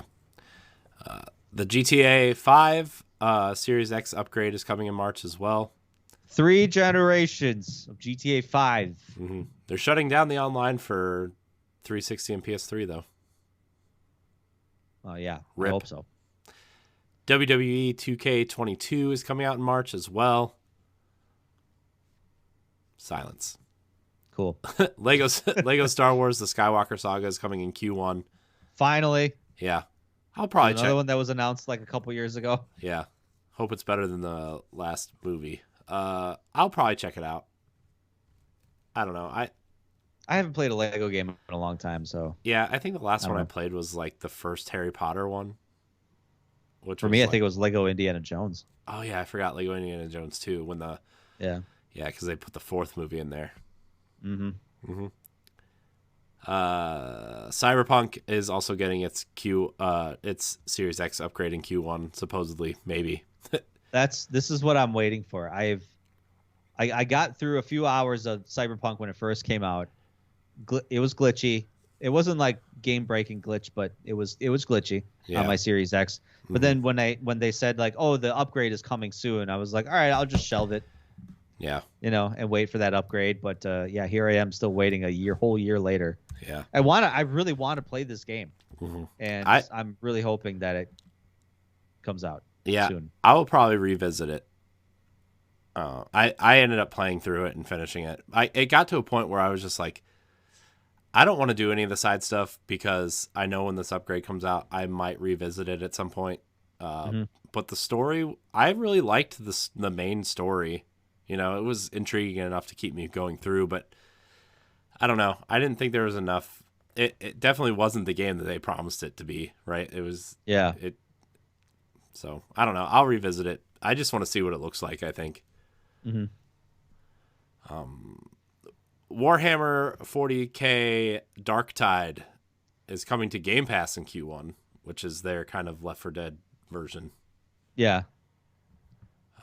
I'm pretty stoked for that. I'll give that a shot. Yeah. I'm just looking for is Space Marine 2 on this list? No, it's not. No. It didn't have a 2022 confirmed release date. I didn't know if it did or not. Yeah. I hope it does because I really like Space Marine 1. Did you play the first Space Marine? Hell yeah, dude. Josh and I were just talking about that today, man. Like, just so amazing. The chainsaw swords were so cool.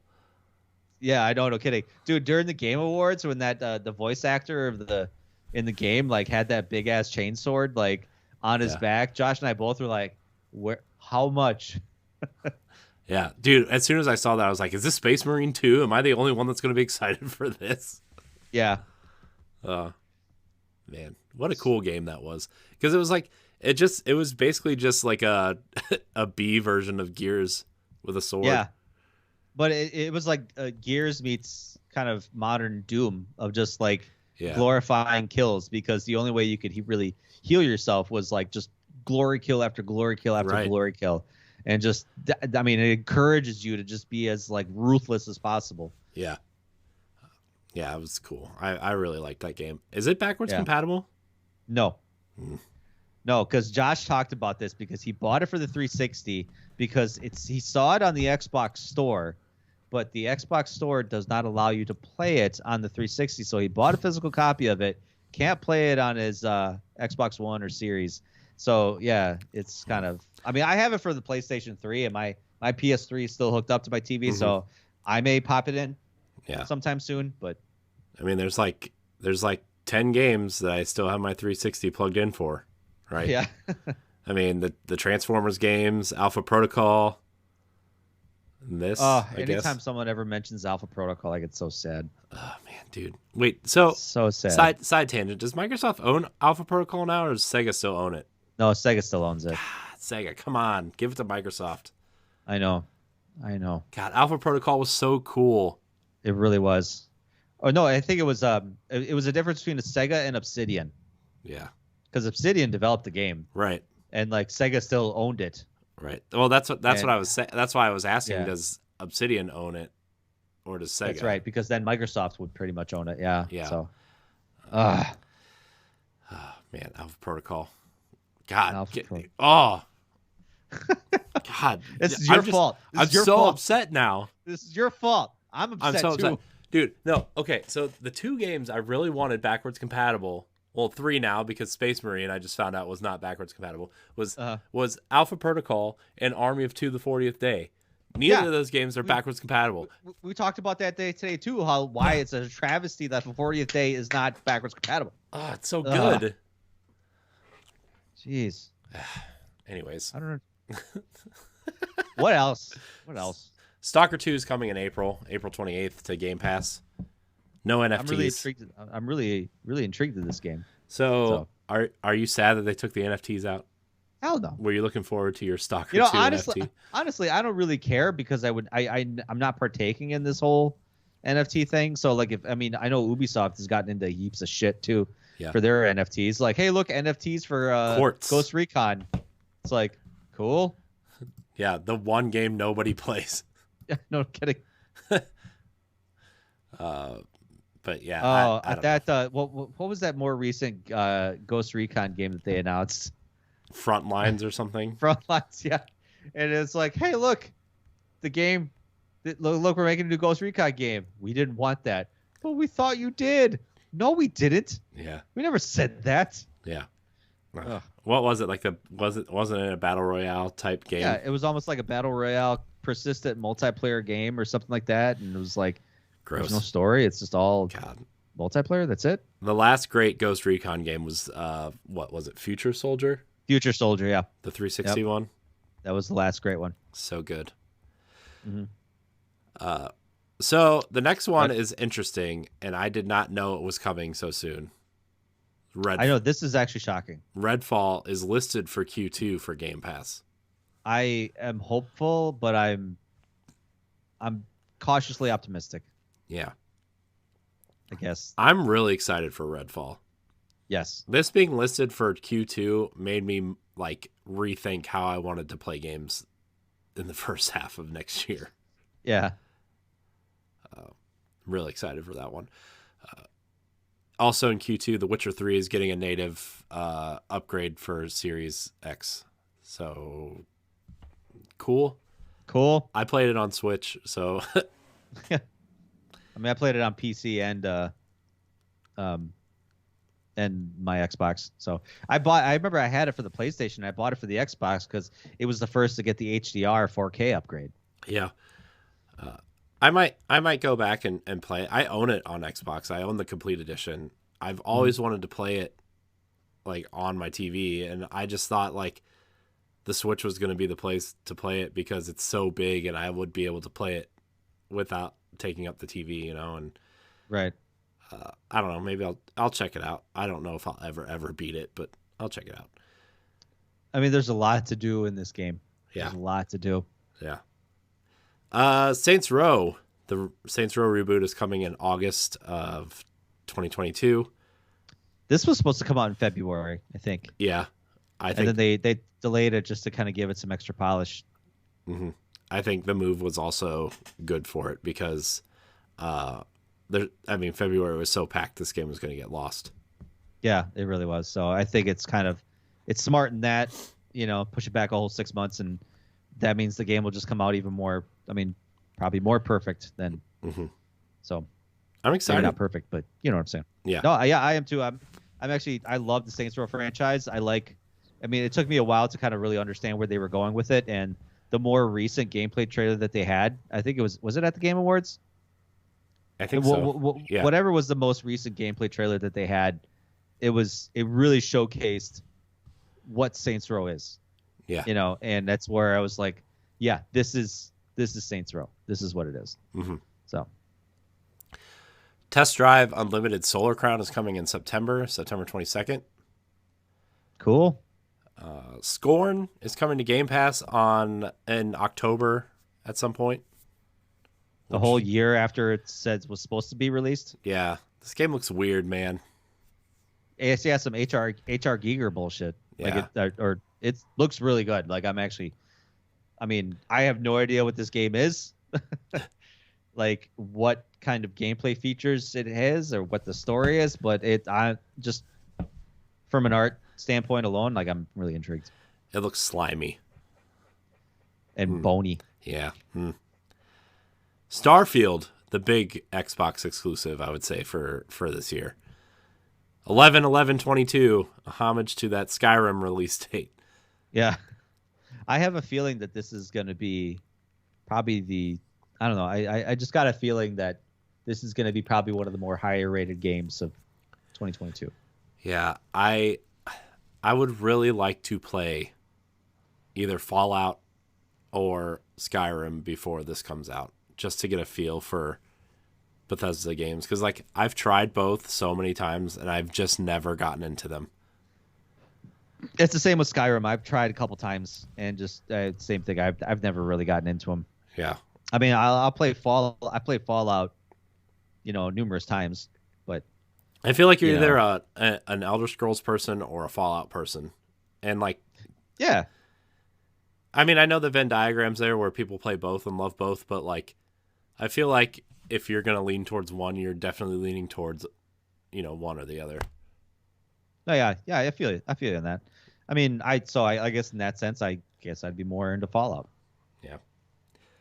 I feel like that would be the way that I would lean too. Yeah. So maybe I'll try Fallout 3 and New Vegas are the ones that people like, right? So yeah, maybe I'll start New there. New Vegas is kind of like the underground hit, the better one with the better story and the better Yeah. better characters in it. Yep. So Obsidian again, by the way. yeah, Obsidian did it. Yeah, nailed it. Well, Fallout was theirs to begin with, I think. Yeah. Well, I it think was like they created the original. what was it? It was like Black Isle split into In Exile and Obsidian, right? Mm-hmm. When that studio closed, and now they're back together. right, and then the IP was purchased by Microsoft or by Bethesda to do Fallout 3, but and then In Exile went on to make Wasteland. Yep. So, which was essentially old school Fallout. Man, the web that has been created. Yep. Sonic Frontiers, speaking of open world games that people are excited about, Yeah. it's coming in Q4. I don't know. This game is either going to be amazing or it's going to be a train wreck. It's going to be a train wreck, dude. It's a 3D Sonic game. I have a feeling it's going to be a train wreck. I am not hopeful for it. I mean, I'm just not. Yeah, it definitely seems weird. Also, it seems weird that the games would not use the movie Sonic in the games, right? To try to have some sort of weird cohesive vision of the franchise. I don't know if he really needs it though. I don't know. I know, but I really like the design of the movie Sonic. Yeah, true. We were waiting. I was hoping that when the Sonic movie would come out in DVD or Blu-ray, whatever, that they would release the original Sonic cut with the old Sonic. Yeah. Yeah. God, I wanted that so bad. Oh man, I'm so glad they redesigned him, but then they shut the studio down that redesigned him. So yeah. Oh man, good times. Sonic the movie, not terrible. No. Good fun. Good. Surprisingly good. Yeah. Second one looks wacky, dude. Second one just looks weird. Mm-hmm. I'm for it though. Jim Carrey is a great robot. Oh yeah. Man, and Idris Elba as Knuckles. Mm-hmm. Man. All right, the next game I'm really excited for, Sea of Stars, which is the kind of pixel art RPG from the creators of The Messenger. It looks a lot like Chrono Trigger. Yeah, that's what it was. Yeah. I was like, I think I heard of this game just recently. Yeah, I'm really excited for this one. Yeah, it looks really cool. It was another game that was announced like 2 years ago, but then they shut up about it and never showed it until I think they showed it at like the Indie World thing that Nintendo put on. Game looks awesome. I cannot wait for that game. The Messenger was good though. No, I love The Messenger. Actually, it was it was funnier than I thought it'd be. Like I thought it was just going to be kind of like a serious tone, but it was actually, there were a lot of bits that were like really hilarious. Yeah, even the shopkeeper guy. Yep, it's pretty and funny. that whole twist. Yeah, so good.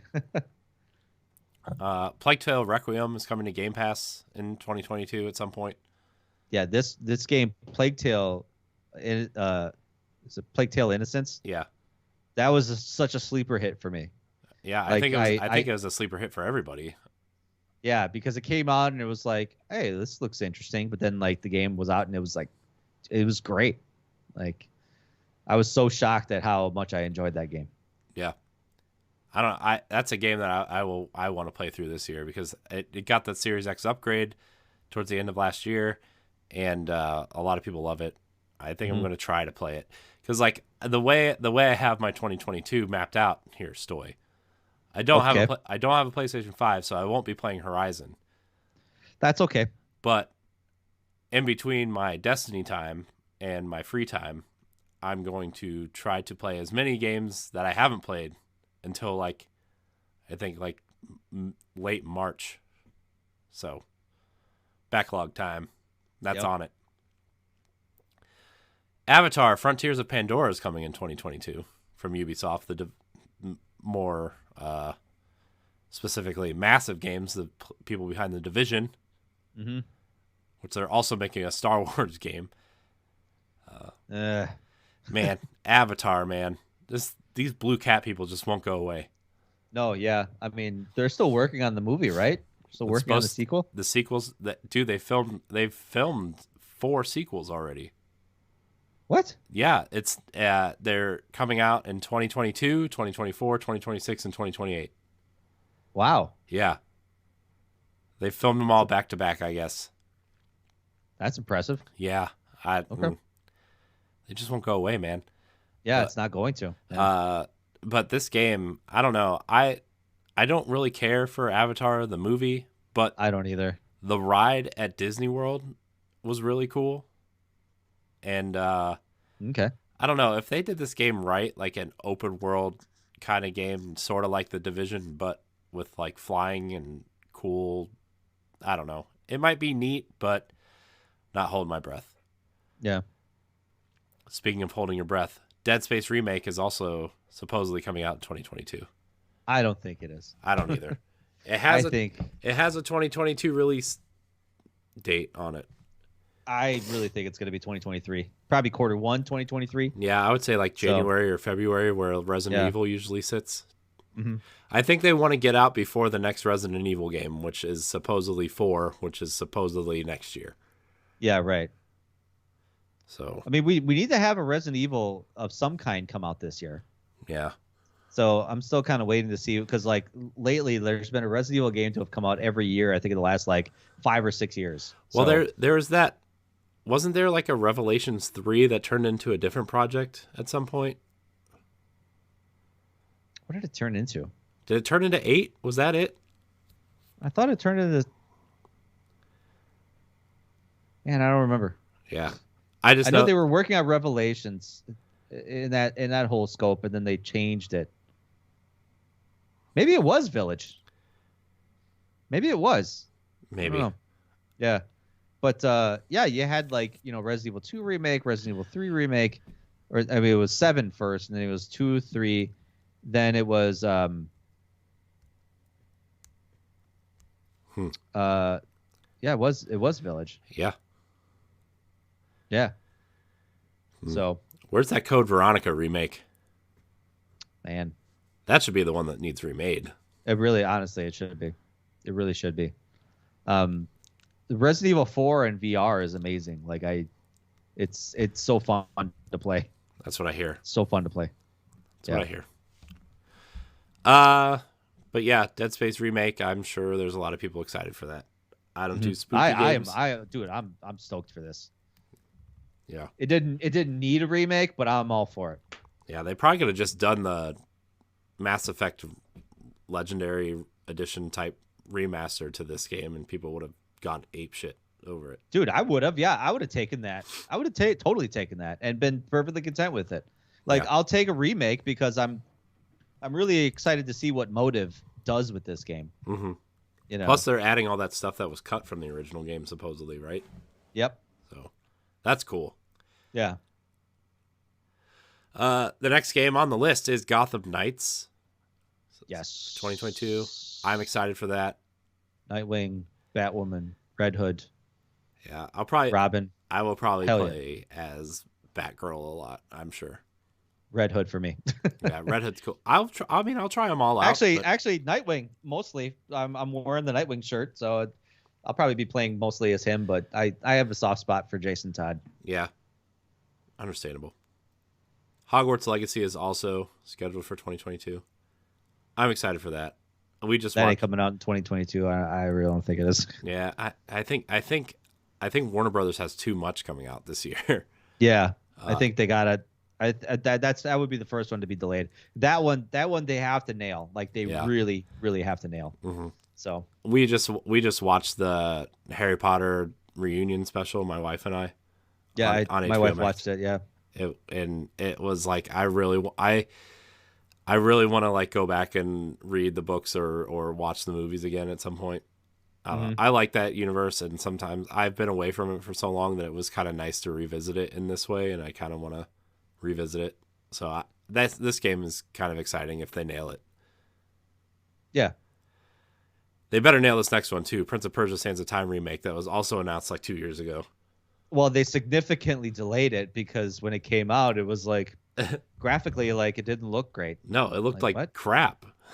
Yeah, it really did. Like, oh, I hope they really fixed this beforehand. And I think I'm glad that they delayed it for a significant amount of time. Yeah. Like, just make it right, please. Yeah. I mean, Yeah, please make it right. Because Please make it right. those games were so cool when they came out. yeah, I know. And a lot of people have a soft spot for the Prince of Persia series. Yeah. You know, I do especially. Like, I would love for Sands of Time. I mean, it's the same thing with the Dead Space thing. I would have loved maybe like just a fresh coat of paint on it, slap it on the new systems, and call it a day. Yeah. But the fact that we're getting a remake, it's like, all right, cool, and they're bringing back a lot of the old, voice actors that played the roles of, like Yuri Lowenthal is back as the prince, so that's cool. Yeah. But yeah, I just hope like these remakes, because like that Splinter Cell remake was announced too, and I just hope that Ubisoft takes the time to remake these games properly, because if you like, especially something as precious as Prince of Persia or Splinter Cell, that like maybe they're not going to sell the way that Assassin's Creed sells, but that means your game has to be even better than those games, because that's what's going to sell the game. Yeah, because your audience is depending on that remake to have a new release in the series, and if it's not good, they're not going to buy it. So speaking of games that do look good, though, Senua's Saga Hellblade 2 supposedly coming this year as well to Game Pass. That game, when they showed it at the Game Awards again, dude, I was like shocked at that game. It looks good, man. Yeah, dude, and they got like, what really impressed me the most about this game during the Game Awards was like the running animations. Yeah, her running animation looked like a woman running away. Like, that's what it looked like. Because like a lot of times you get these generic running animations, right, that look very video gamey and very slow. But dude, there was like her hands were like in running position. Her elbows were in, like you could tell like they really motion captured that run animation. It was like, that was really impressive. Yeah, because like you said, they kind of use generic running animation, and it looks uncharacteristic to the motion capture actress, but or actor, and the fact that they probably actually physically recorded her, maybe on a treadmill or something like that, whatever, running and sprinting, like, it makes it more believable. Like, and that's that's extra development time, but that's you want it to look good. Yeah, well, they have that new motion capture studio that's like really large. It's like a large, long space for them. So that's, I mean, it was really, I hope this game is just, I don't know. I feel like this game could be huge for them, especially with like the success of God of War for PlayStation. Like, this kind of gave me that vibe, like a God of War style game at this point. Yeah. As much as I wanted it to be like a Horizon style game, I think it's going to be more along the lines of God of War. It's definitely going to be bigger than the first game, I feel like, right? Oh, yeah. Probably like 10 times bigger. Yeah. Yeah. Also coming to Game Pass, Sniper Elite 5. I think I stopped playing Sniper Elite games after 3. I think that was the last time I played one. Yeah. I think 4 is on Game Pass right now. Yeah. But I don't really have any interest in these games, to be honest. Suicide Squad Kill the Justice League is also coming out this year. I'm in on this one. Like, it looks so good. That gameplay trailer reveal. Oh man, it looks so good. So much fun, and co-op too. Like, it's gonna be great. Yeah, I'll definitely check it out. Anything from Rocksteady, I'll definitely check out. Especially because like the Batman games are so good. Yeah, no kidding. I really think I think they were heavily rumored Rocksteady was supposed to be making the Superman game. Yeah, I would have loved to have seen maybe some gameplay snippets of what their idea was. Yeah. Yeah. So, well, it's funny because they were rumored to be working on a Superman game, and the Gotham Knights team was rumored to be working on a Suicide Squad game at one point, and it got canceled. Yeah. It seems like they kind of almost switched roles almost. Lord of the Rings Gollum is also coming in 2022, which is okay. I don't really understand what that game is, but yeah. Marvel's Midnight Suns is also coming out this year, which I was closest I'm gonna get to playing Blade. Yeah, which I was excited for until they said that their tactical combat is based on a deck building system, and I'm like, I'm out. Yeah. I'm out. That sucks. I wonder if a lot of people gave them feedback on that and they're changing it. I would hope so, because I really don't think you're gonna find a very, very, very small niche market of people. for such a big game and such a big hype surrounding it. Right. Yeah. Ugh. Gross. Yeah. Deck building, man. It's like the word roguelike to me. Yeah, it really is. For procedurally generated. Ugh. I'm not a fan of that either. Ugh. Ugh. Also coming in 2022, Stoy, Teenage Mutant Ninja Turtles Shredder's Revenge. Can I admit that this is probably my most anticipated game of 2022? Can I admit that it's up there for me too? I know, it's just the weirdest, like, old school side-scrolling action combat game. God, man, it looks so good, dude. It looks so good. Like, so smooth. I mean, it's made by Mayu, they pretty much nailed Streets of Rage and all those other kind of like old school side. They have that style of game on lock. Yeah. Oh, and they would have to really screw it up to make that game come out like trash. I know. Like, dude, you can play as April, man. Come on. I know. I wonder how many other characters you can play as. Splinter and Casey Jones, where are they at? Dude, I know. If Casey Jones isn't in this, I mean, come on. Dude, if you can play as April and not Casey Jones, what are you doing? You know what I mean? Yeah, I know. No kidding. Clearly don't know your audience. Yeah. I mean, regardless, I know I'm gonna still love the hell out of this game. Oh yeah. So yeah. Star Ocean: The Divine Force is coming in 2022. Looks just like Tales of Arise. You couldn't tell me if you showed me two screenshots. Well, Star Ocean was like Tales of Arise, but in space. Yeah. Like, it was very sci-fi-ish, you know, landing on alien planets, in spaceships and stuff. And so, because I played the old PSP games, and PS3. They had one come out for the PS4 and Xbox era, but I played a little bit of that. Yeah, I played a little bit of it, but yeah, I played till the End of Time, which was the PlayStation 2 game, and I really liked it and never played any other Star Ocean game. Yeah, but it was also at a time where I really loved JRPGs.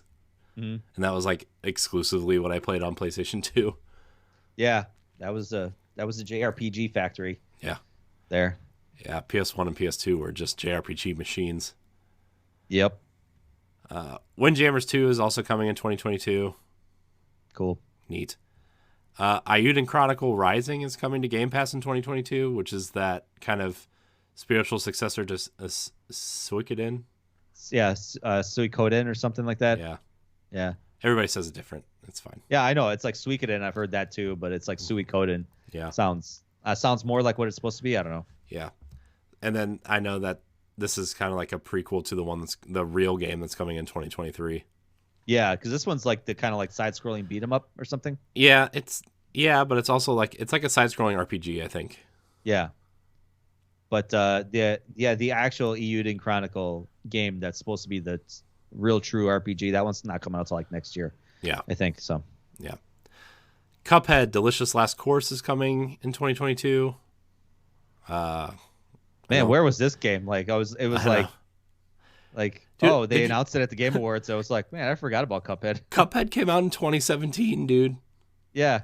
Like I get that this entire game is hand drawn and everything, but 5 years, Jesus Christ! 5 years to make a DLC, right? To make a DLC, Jesus Christ! Come on. And like I was reading into it, and like you can play this new character through the entire base game as well. Yeah. And like I know you have, and there's new moves and new kind of upgrades and stuff for this character and stuff, and you have to redraw that to animate for the other islands and other bosses and stuff. But Jesus Christ, dude, not 5 years worth. Like, it really. God, I imagine there were some other things they were probably working on, at the time, but yeah. I mean, I know they're only like a 5-man team or whatever, but jeez. Right, yeah. Avowed is supposedly coming this year, which I doubt it. Right? I would love if it did. I mean, love it if it did. So what was the last game that came out from them? Outer Worlds? Outer Worlds, yeah. Unless you count Grounded. Well, yeah, but Grounded's only a 12-man team. Yeah, right. Yeah. Probably their biggest game was Outer Worlds, which was like 2 years ago? Yeah, 2019, so almost 3 years ago at this point. Yeah, I suppose, yeah. Man, I guess Avowed, because they have 3 teams, right? They have the Grounded, yeah, Avowed, and then Outer Worlds 2. Yeah. So, I don't know how long they've been working on about it. I mean, we first heard rumblings of it like, what, 2 years ago? Yeah. Well, they announced So, it 2 years ago, I think. yeah. So, Or like a year ago, I guess. I mean, it wouldn't be shocking that it would come out this year. Yeah, I guess now that you think about it, it wouldn't be. Plus, it would fill that Elder Scrolls itch, I guess. Mm-hmm. Forza Motorsport is also maybe coming out this year. I hope so. I mean, that seems like a safe bet, right? This fall. Yeah. I think so, yeah. I mean, I really need a racing sim in my life. Yeah. Well, Forza Motorsport's going to be the next 10 years of Forza. Yeah. That's fine. I mean, these games, this and probably the next Horizon are going to be probably your game as a service racing game. Finally, right? I'm assuming. Yeah. They'll just Not add... finally. I don't want it to be I don't know. Whatever. It's fine. I mean, honestly, how many new racetracks do we get every year? How many new different cars do we get every year? Like, it's like sports titles. Yeah. The game itself doesn't change drastically that you need to make a new game. I suppose if you want to update, like, here we got the 2024 Porsche Carrera, or we got the 2025 Lamborghini, whatever new shit that they come out with. Like, okay, that I guess I'd be fine with that. I feel like it makes more sense for Motorsport than for Horizon. I agree with that, because Horizon, you can actually go into different locations. Yeah. And I feel like that would be way too big to add as just like a service-based game, right? Like, that's what I feel. I'm not sure. That's what I feel. I feel you on that. So, I don't know. Maybe that's just me. And then last but not least, Grounded 1.0 release supposedly coming this summer, which would be nice because I know that game is kind of like a passion project for them. It'd be nice to see like a full release for that game. Mm-hmm. So, yeah. So that's the whole list. We have a couple questions if we want to read through them real quick. Yeah. I think we can answer these quickly. Yeah. Logan Corkins asks via Twitter. He says, "Will we see Halo Story DLC?" Yes. You think we'll see Story DLC this quick? Not this quick. I wouldn't be surprised if it was at least over a year. Yeah.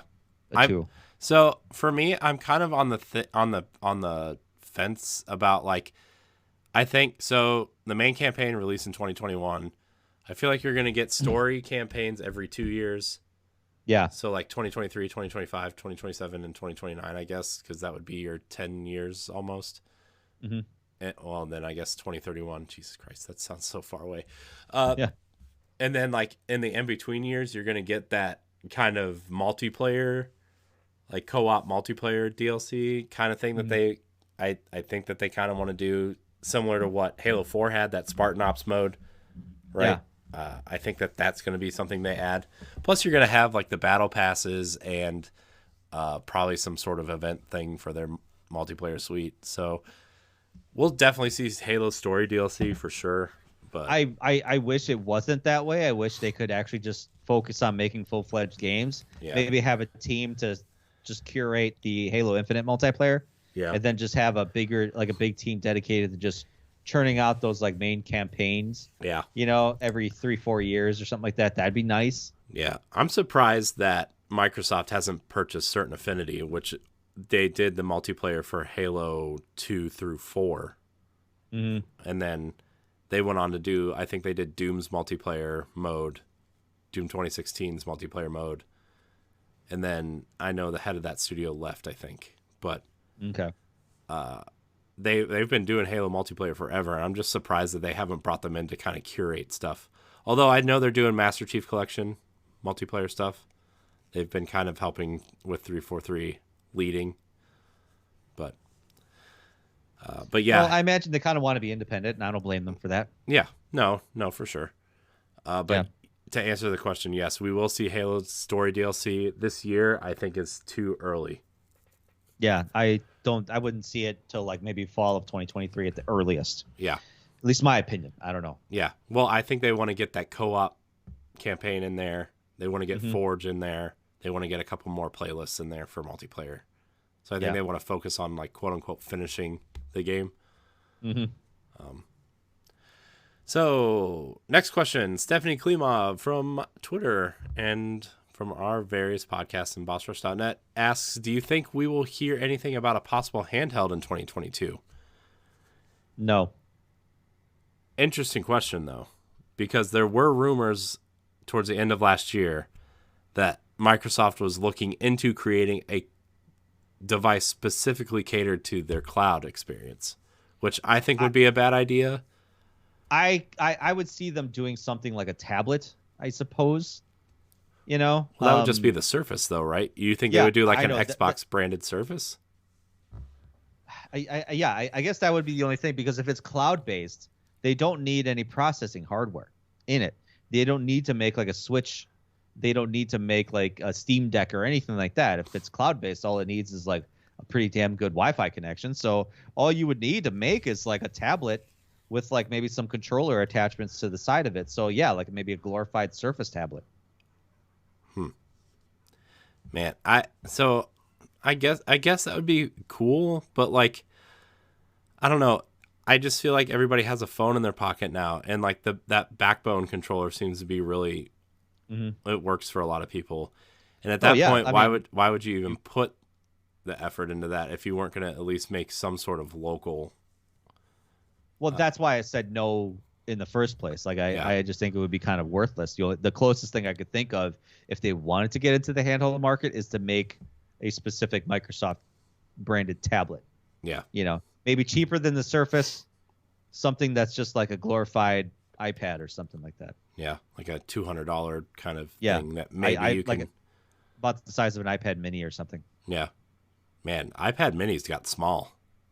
Yeah. Yeah, I had an iPad mini at one point, and it was like twice the size as the iPad minis are now. Wow. They're so small. But well, I mean, how big do you really need it, I guess? Yeah, that's fair. All right, our last question comes from Sam Hall via YouTube. He asks, Xbox had a hell of a 2021. Is this the year they blow us away with new IP and a great return to form with current IP? Yes. They're going to blow us away with new IP. Yeah, I feel like Redfall is going to be kind of like, hey, we have other games besides Halo and Forza, right, and Gears. Mm-hmm. I feel like that's going to be like the first thing, right? And then this is going to be the first time they have Hellblade under their banner too, right? So that's essentially a new IP for them. Yep. Avowed. And then Starfield and Avowed, if Avowed comes out this year. Uh-huh. Yeah, I mean, this is a great year for Xbox and new IP for sure. Mm-hmm. I definitely see Starfield's the one, right? Like I feel like people know what to expect from Starfield, but they also don't, because it's the first time they've made a game this big, it feels like. Yeah. I mean, I feel like this is kind of like the first AAA attempt at something like No Man's Sky, right? Mm-hmm. Man, the more we talk about Starfield, the more intrigued I am by it. Because, like, I'm not, like, a huge Bethesda Game Studios person, but I always like the idea of the games, you know? See, that's the thing. I'm hopeful because Bethesda hasn't changed their engine or changed their formula for their games for decades. Right, but this is a new engine. And that's why I'm excited for it, because this is a new engine and it's a new frontier, which makes sense in how they describe what Starfield is like, because this is a new frontier for them, both in storytelling and in engine, you know? Yeah. Like the fact that there's no difference in gameplay from Fallout 3 versus Fallout 4 is like, mm-hmm. I mean, there were multiple different Fallouts in between there, but like the fact that it's like it practically plays the same. It's like, come on, you guys got to start to innovate. Yeah. And like, I remember when they made it a big deal that they hired like Bungie's weapon designer for Fallout 4, and everyone was like, oh man, we're going to be able to shoot guns now. And then it was just like exactly the same. Pretty much. Yeah. Oh man. But yeah, I think Xbox is going to have a pretty big year this year. Especially because like they literally have to. Yeah. Especially because like we're going to get quote unquote next gen only versions of games this year, right? Like Starfield is not coming to Xbox One. I don't think Redfall is coming to Xbox One. And you know, all of PlayStation's major exclusives are coming to PlayStation 4, which don't get me wrong, good move for them, but like we're going to get next-gen games for the first time this year, right? Even Halo Infinite, as beautiful as that game is, and Forza Horizon, still on Xbox One. Oh yeah. So And imagine what Halo Infinite could have been if I they know. really dedicated all their efforts to the next gen. I know. You know. So that's what makes me upset, because it's like we're gonna be stuck with this version of Halo for the next 10 years if that's what all reports are saying. They could like, definitely pull. Well, the thing that saves them with that though is like the cloud stuff, right? They say like because you can do the cloud gaming stuff on Xbox One now, and like so you can play like Flight Simulator and presumably Starfield on your Xbox One via the cloud, but right. also like they could pull what Destiny did for when they moved Destiny from Xbox 360 to Xbox One, right? Where they stopped supporting the Xbox One version after the second expansion.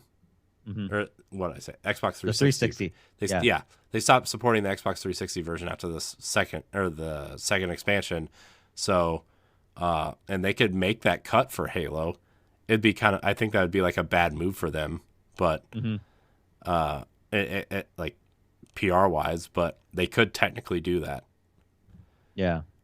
I mean, I remember when they did that and people were pissed when Bungie did that for Destiny. But after like, you know, that initial hit of PR, everybody was just okay with it. Yeah. I mean, it's you have to move forward. Like it's just is what it is. Like, sorry, it sucks, but you know, these are probably the same people that don't look at the numbers of people that play probably those games. I would imagine it's a skeleton crew of people playing. So why pay money to keep these servers up for only a very, very small group of people? Right. Yeah. It is what it is, and get over it. The people that could play it are probably the ones that don't even play. Right. Like, I can't believe you're shutting down the servers. Like, you don't even play. Why do you have a stake in this? Right. Yeah. Man, people. Am I right? Whatever. Just bitch, just a bitch. Yeah. Speaking of bitching, this was a bitching episode. Yeah, it was a good episode, man. Yeah. No Jesse, but it's okay. Yeah, I feel like my voice is going already, so I think we're stopping at a good time. Yeah. Yeah. I felt mine start going when we started listening off these games. That's true, yeah. But no, it was good. It you know, kind of like following up to Sam Hall's comment about like this is the year that they blow us away. Like, I really think Xbox is gonna. I mean, this is gonna be a make or break year for them. Like, they have to show us what they got. Yeah, they really do. I mean, I think they're in a good position. They nailed Halo, right? They nailed Forza. Psychonauts was good. We're also like forgetting that Deathloop is also coming to Game Pass this year. Yep. And there's probably a bunch of other stuff that probably haven't really been fully announced that, right? You know, we're going to be getting. So right. I mean, we talked about it maybe 3 or 4 months ago that Xbox has like 30 games announced almost at this point, and it's like, man, they have their next like 3 years planned out. You know. Yeah. Yep. I'm so glad that I own an Xbox right now. I'm not gonna lie. Like, I mean, the last time I was this excited was when Gears 5 came out, and I was like, "Yeah, we got one, we got one." Finally, a good exclusive on Xbox One. Yeah, because Xbox One, man, there wasn't a lot going for it. Yeah. I think we got Crackdown and Gears 5 that year, and like, yeah, man, I remember all the outlets who were doing Game of the Year stuff for Xbox. They're like, Xbox Game of the Year, Gears 5, and like usually you have like 2 or 3 runners up. And that whole article on IGN was just Gears 5. They didn't even acknowledge that Crackdown came out. It was Crackdown was kind of like an inside joke at that point. It's like, oh, finally Crackdown came out. It came out subpar. Yeah. Don't get me wrong. I had fun with Crackdown. It wasn't like a terrible game or anything, but no, but it was like you figure you're waiting for it for so long, you think it would have been much better. Right. You know. Oh, whatever. Man. Good times. Good times. Well, we're going to wrap the show. I want to thank everybody for watching and or listening. If you are new to the show, please give us a 5-star rating and review on Spotify or iTunes, wherever you listen. You can find us every Tuesday on podcast services everywhere or on YouTube. Subscribe to our YouTube channel, youtube.com/Boss Rush Network. Stoy, where can we find you? Besides following me on the EXP cast, we're also a video game podcast in the Boss Rush Network. You can follow us on Facebook and Twitter and Instagram there. Or you can follow me on Twitter, my personal Twitter, at Stoy, MKE8. Nice. You can find me at I am Corey HD on Twitter and Instagram. You can find me hosting the Boss Rush podcast. Find me hosting Standard Definition. You can also join our Discord or Facebook group if you want to interact with our awesome communities. So you can do that. The link is in the description. I think I changed that with our like I would always tell people like, oh, join the Discord, but I would not tell them where the link to the Discord would be. Yeah. So yeah, I know we just changed our intro to reflect that. Yeah. Yeah. All of our social media is in the show notes, so you can find us everywhere down below, as they say. Yeah. Like, subscribe, share, rate, and review wherever you listen to this podcast. Don't forget to click that notification bell every time. Slam that bell.